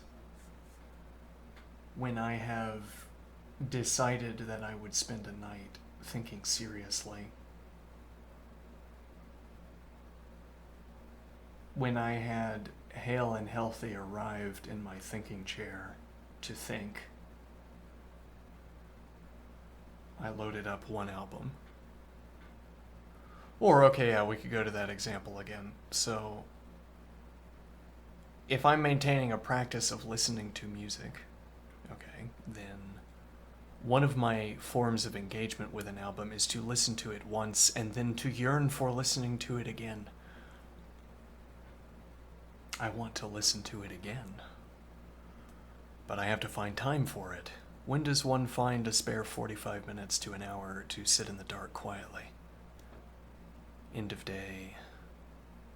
Probably. So I have to wait for an upcoming end of day that is not occupied. And then I can listen to this album again. Then an upcoming end of day arrives. I put down my keys or whatever, my bag. I say, nothing to do. And I look around and then I say, I will listen to an album. And then I go sit in the chair and I do it.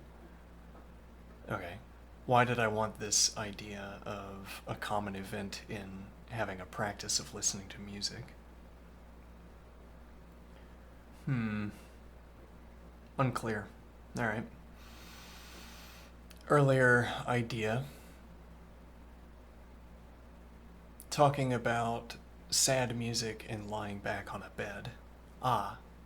It occurred to me to lie down on my bed and listen to sad music.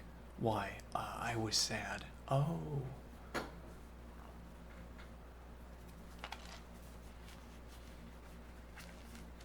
And now what point am I making?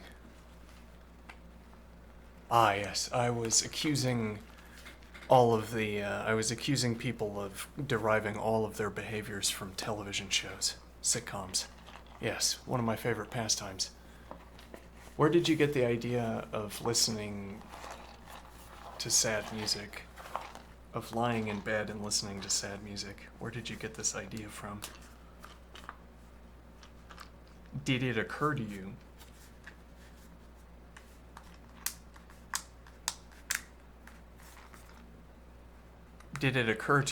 to lie back in bed and listen to sad music?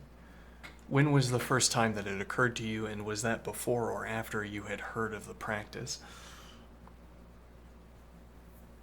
What do I mean? Well, at some point in your life, some irresponsible adult will have left a television running in the background, and then there will be a sitcom on the television, and you'll watch it.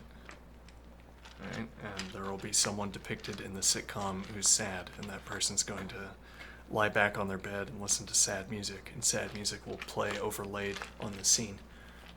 You'll hear sort of quasi-extra-diegetical music, as it were. You don't know if it's extra-diegetical or not, or it's both. It's diegetical and extra-diegetical music at the same time, and then the scene fades, but the music keeps going, and then you see some other scene unfolding elsewhere. Alright, and that's what you'll see on the television. And then you'll say, hey, that seems like a good way to be sad. Maybe I should do that next time I'm sad. Alright, and then the sadness strikes you. And then it occurs to you to lie on the bed and listen to sad music. Alright? Now, so your original assertion here was that it's natural to want to lie back on your bed and listen to sad music when you're sad. And I'm saying, no, it's not. It's unnatural. It's something you learn by watching television or movies. Or at any rate, we wouldn't know if it was natural or not, because all of us have seen the same scenes in television shows and movies. It didn't have to be a natural behavior in order to explain the widespread practice. Otherwise, it's an easy way of accounting for why it's such a widespread behavior. People lie back on their beds and listen to sad music all the time, because that's what you do when you're sad, you'd want to say, and that explains the ubiquity, the frequency of the event. Okay. And I'm saying we wouldn't know if that's just what people do, and that's why people do it a lot, because people have been exposed to the practice through a different means, through a medium.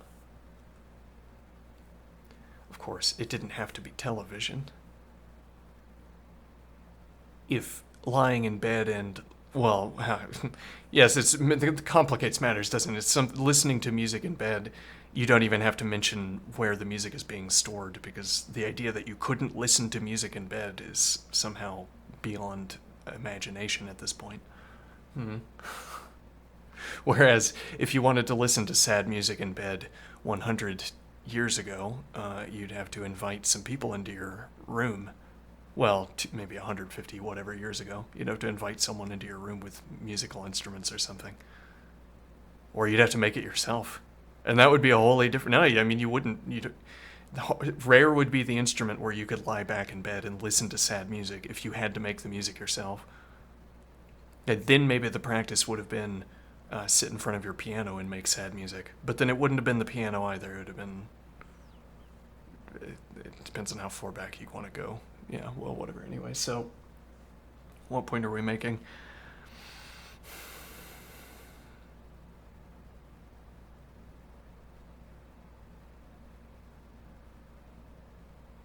Is lying back on one's bed a natural response? That gets us most of the way there, as it were.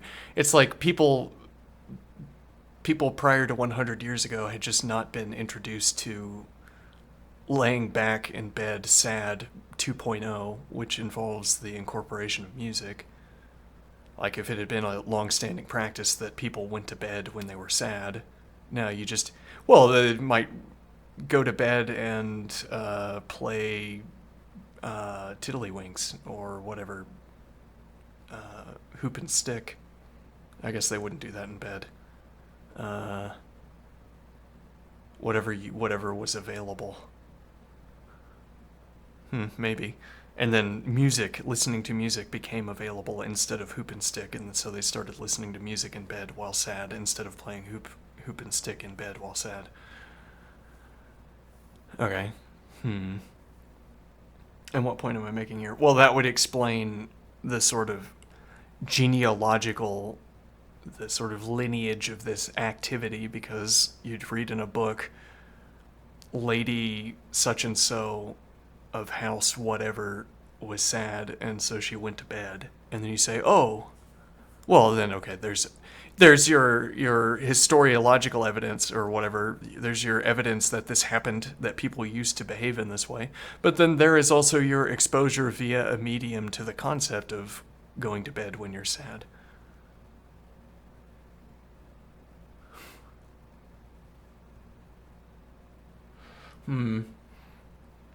Is it natural? No way of knowing.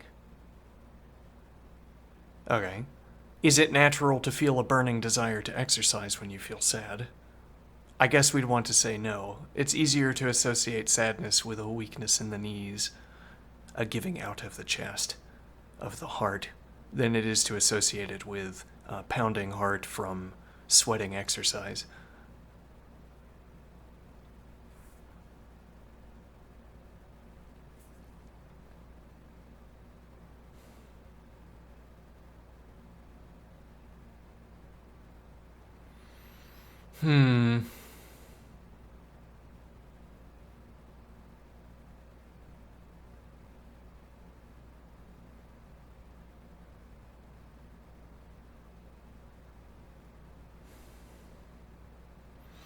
Now, what is the idea?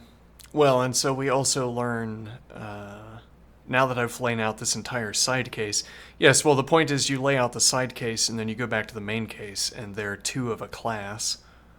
So there are a bunch of predicate slots that you get from the class you introduce to the side, and you say, consider that those predicate classes also obtain of case A. What are the predicate positions? What are the predicate positions? We're talking about the association of music with intensity, for instance, with intense effort, with intense mental effort. Right? Then you're probably looking for classical music. Yes, well, you'd think so from watching the sitcoms and the movies. You're looking for intense classical music because that's the intense thinking music. So the association goes.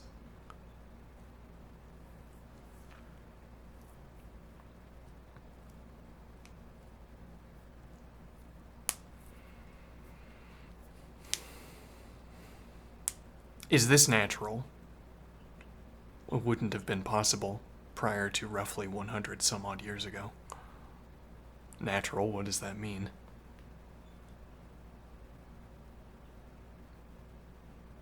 It's like if the first person who had a gramophone, there had to have been someone who was first struck, I can turn this on and lie in bed. It might have been the first person who had a gramophone. Then would it be a natural activity? As in, it would independently strike everyone to do this, even if you had not been exposed to tall tales of people doing this.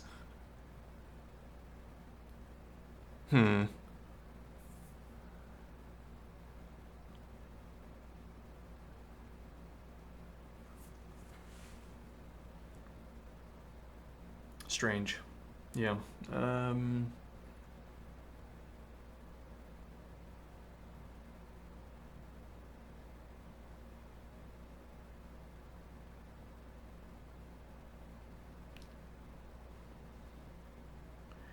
But so I'm looking at these albums and I'm recognizing they're like menus of dispositions. A menu for dispositions. I recall the kinds of things I did while listening to Rave Death 1972, e.g.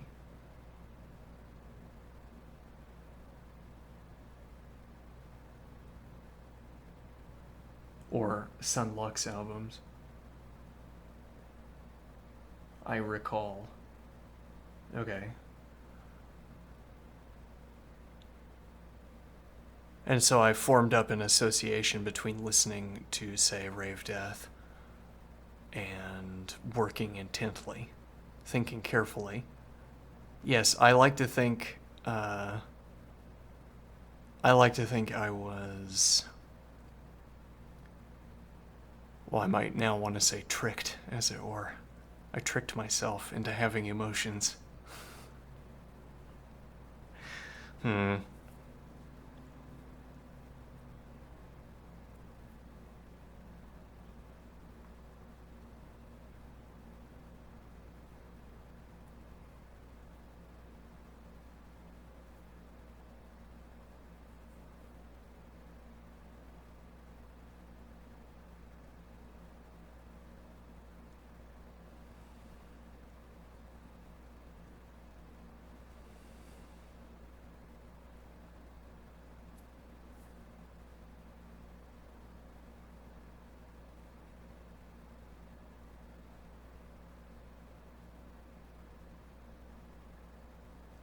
But then when I say thinking is what I do when I sit in the thinking chair, and thinking is only what I do when I am sitting in the thinking chair, nothing else qualifies. I don't want to use the word thinking to describe anything else. I would choose a by case word. Or if it's not thinking that I give over to this activity of sitting in the thinking chair, perhaps I should rename the chair. But I also want a comparably central term. What do I mean? How do people spend time? What do I want to say here? Thinking. Okay, I want to say thinking is only, for me, is only what I do when I'm sitting in the thinking chair. Elsewhere, it is something else. It's not thinking. Okay, and what point do I want to make here? But sitting in the thinking chair is a shorthand. Okay. Sitting in the thinking chair with a cup of coffee. Okay. Sitting in the thinking chair with headphones. Okay. Sitting in the thinking chair with a blanket. Okay. Sitting in the thinking chair at a time of day, end of day, as it would usually be. Sitting in a thinking chair at end of day, after I've eaten, with no prospect of eating upcoming.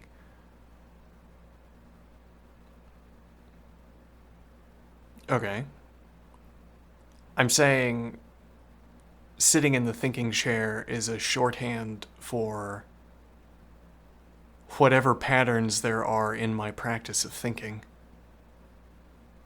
Whatever regularities there are that I set up into the environment or that I set up into my day before I begin to think.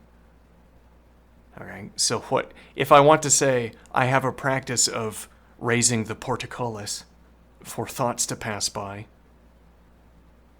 Okay, that is an analogy for eating, for turning out the lights, for sitting in a chair, for...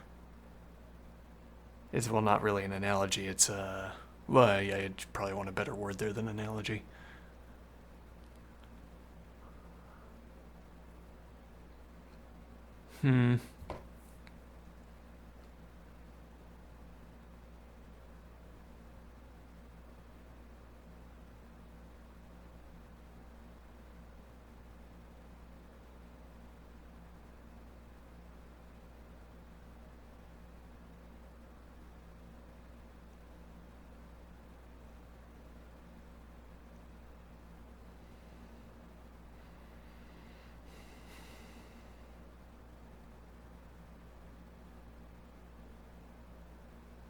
Okay.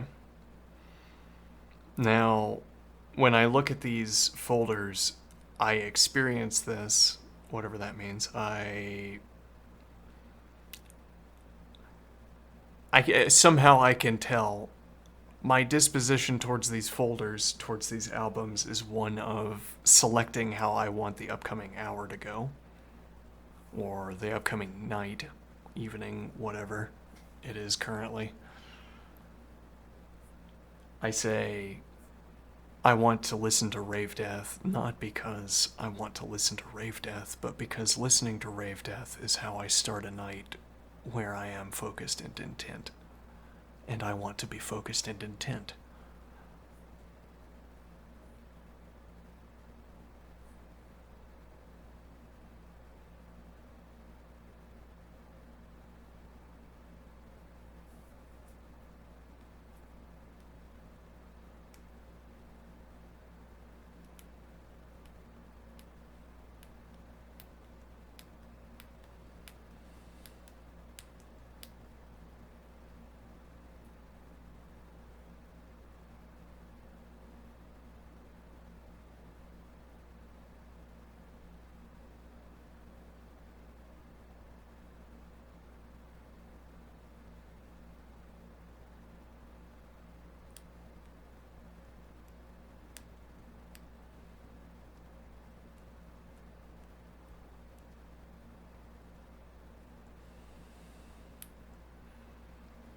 But what if it's a... What if I turn on the album and I don't get the intensity that I'm accustomed to getting out of the album? Well, yeah, you won't, indeed. No, you're not going to get that because you haven't maintained it.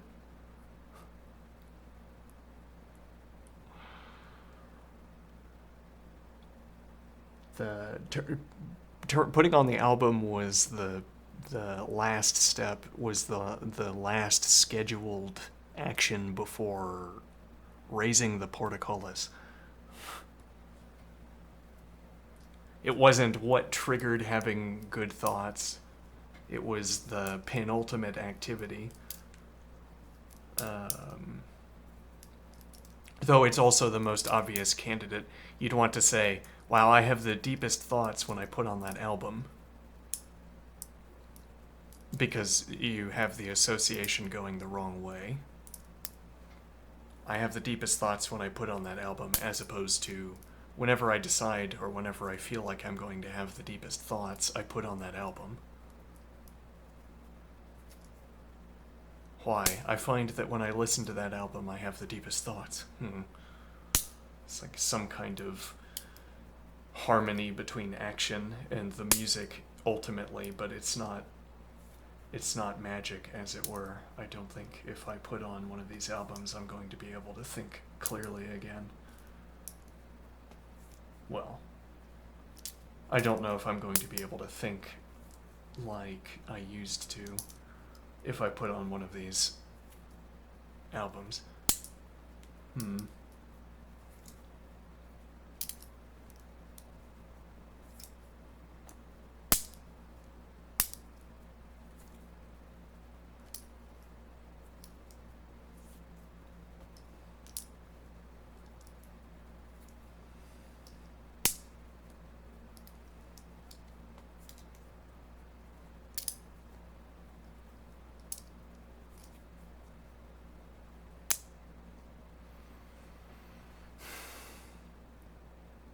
Then what?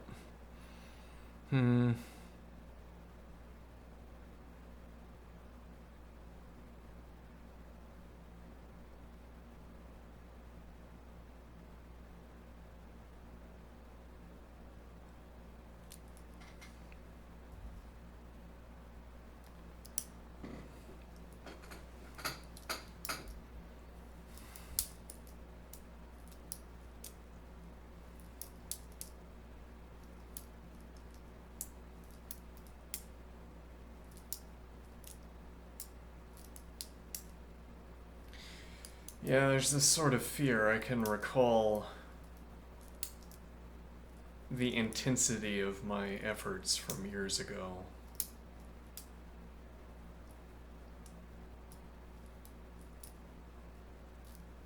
I can recall some of the evenings that I had while listening to some of these albums, and thinking with that intensity did not get me a paycheck. And so I'm thinking along this scale where apparently some yet more titanic effort will be required out of me before I can get payment. I will have to work harder than I worked while listening to all of these albums.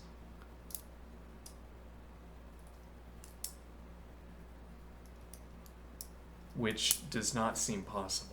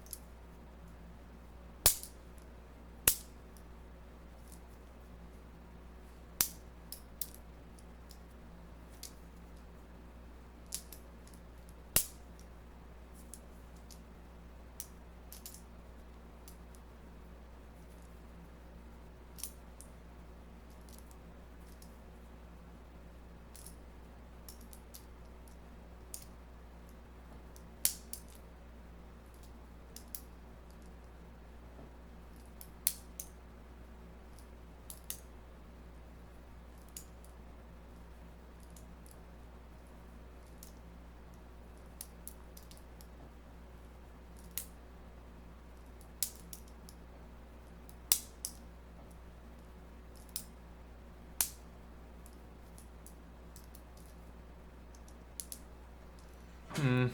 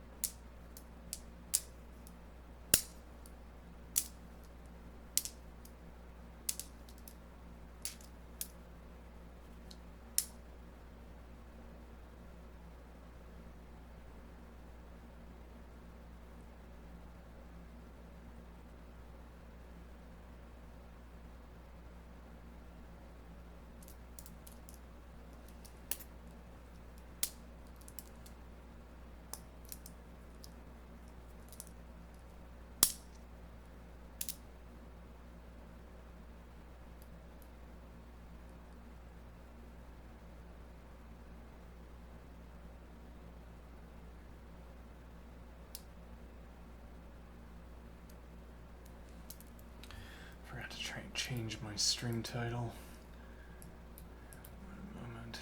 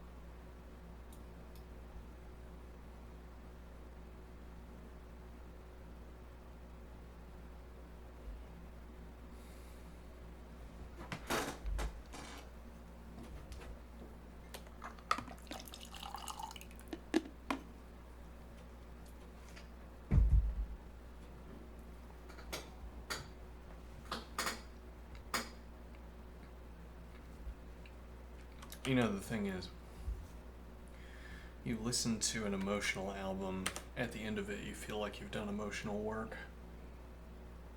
Now what?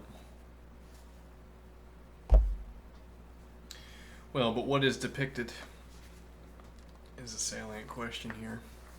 What do I mean, what is depicted? What did I do the last hour? Am I gonna get paid to do this? In the last hour, did I make the decision to spend time doing the things that are going to get me paid? Because that's really the only decision that is left to be made here. Everything else is dodging a decision.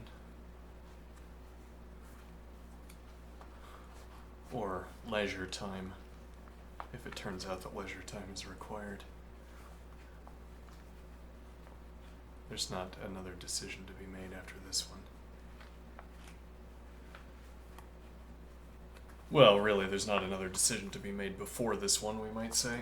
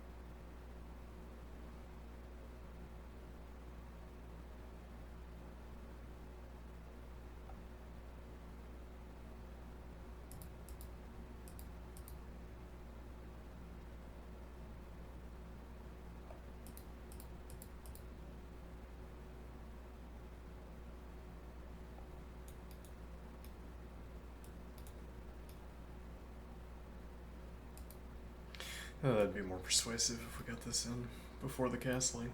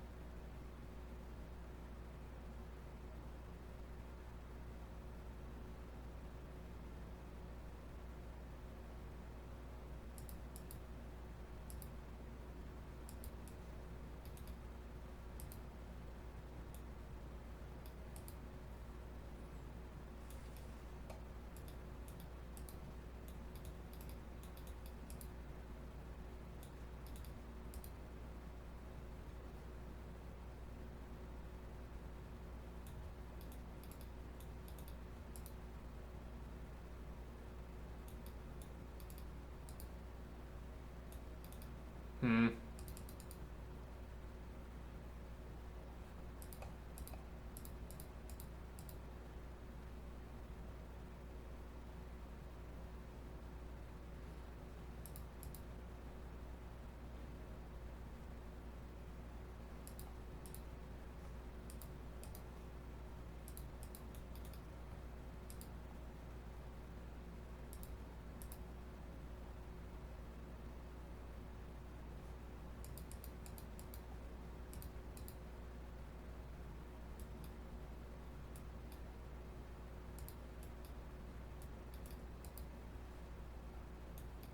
Not quite what I would want out of my king position, but once the knight gets involved, maybe.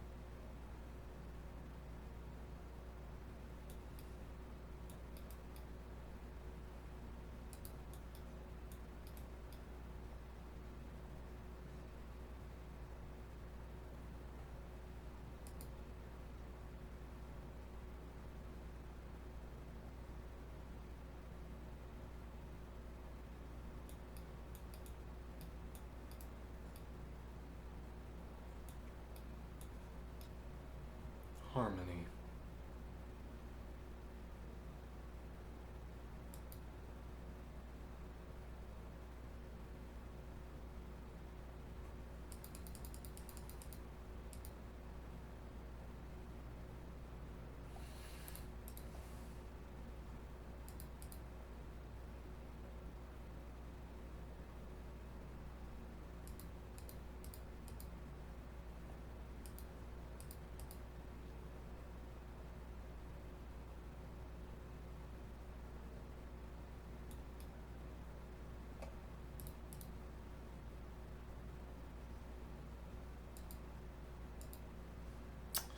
Yeah, except that you already have knight.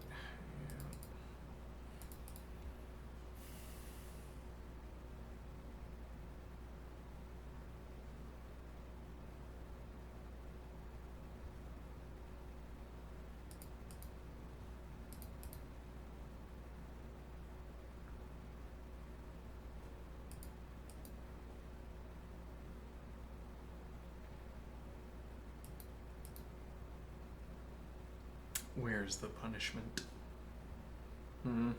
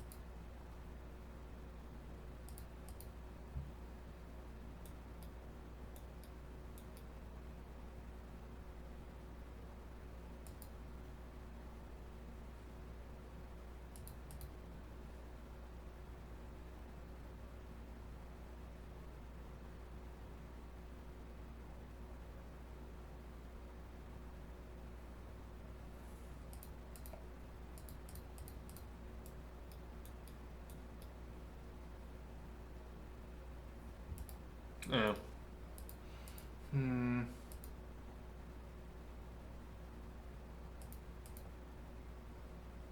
King's on the wrong side of that.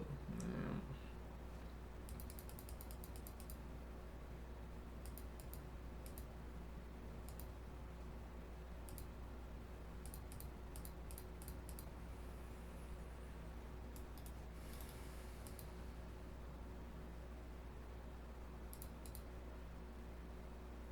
No, you still can't advance. I have the bishop support. Probably you're going for a different play. Not sure what it would be though.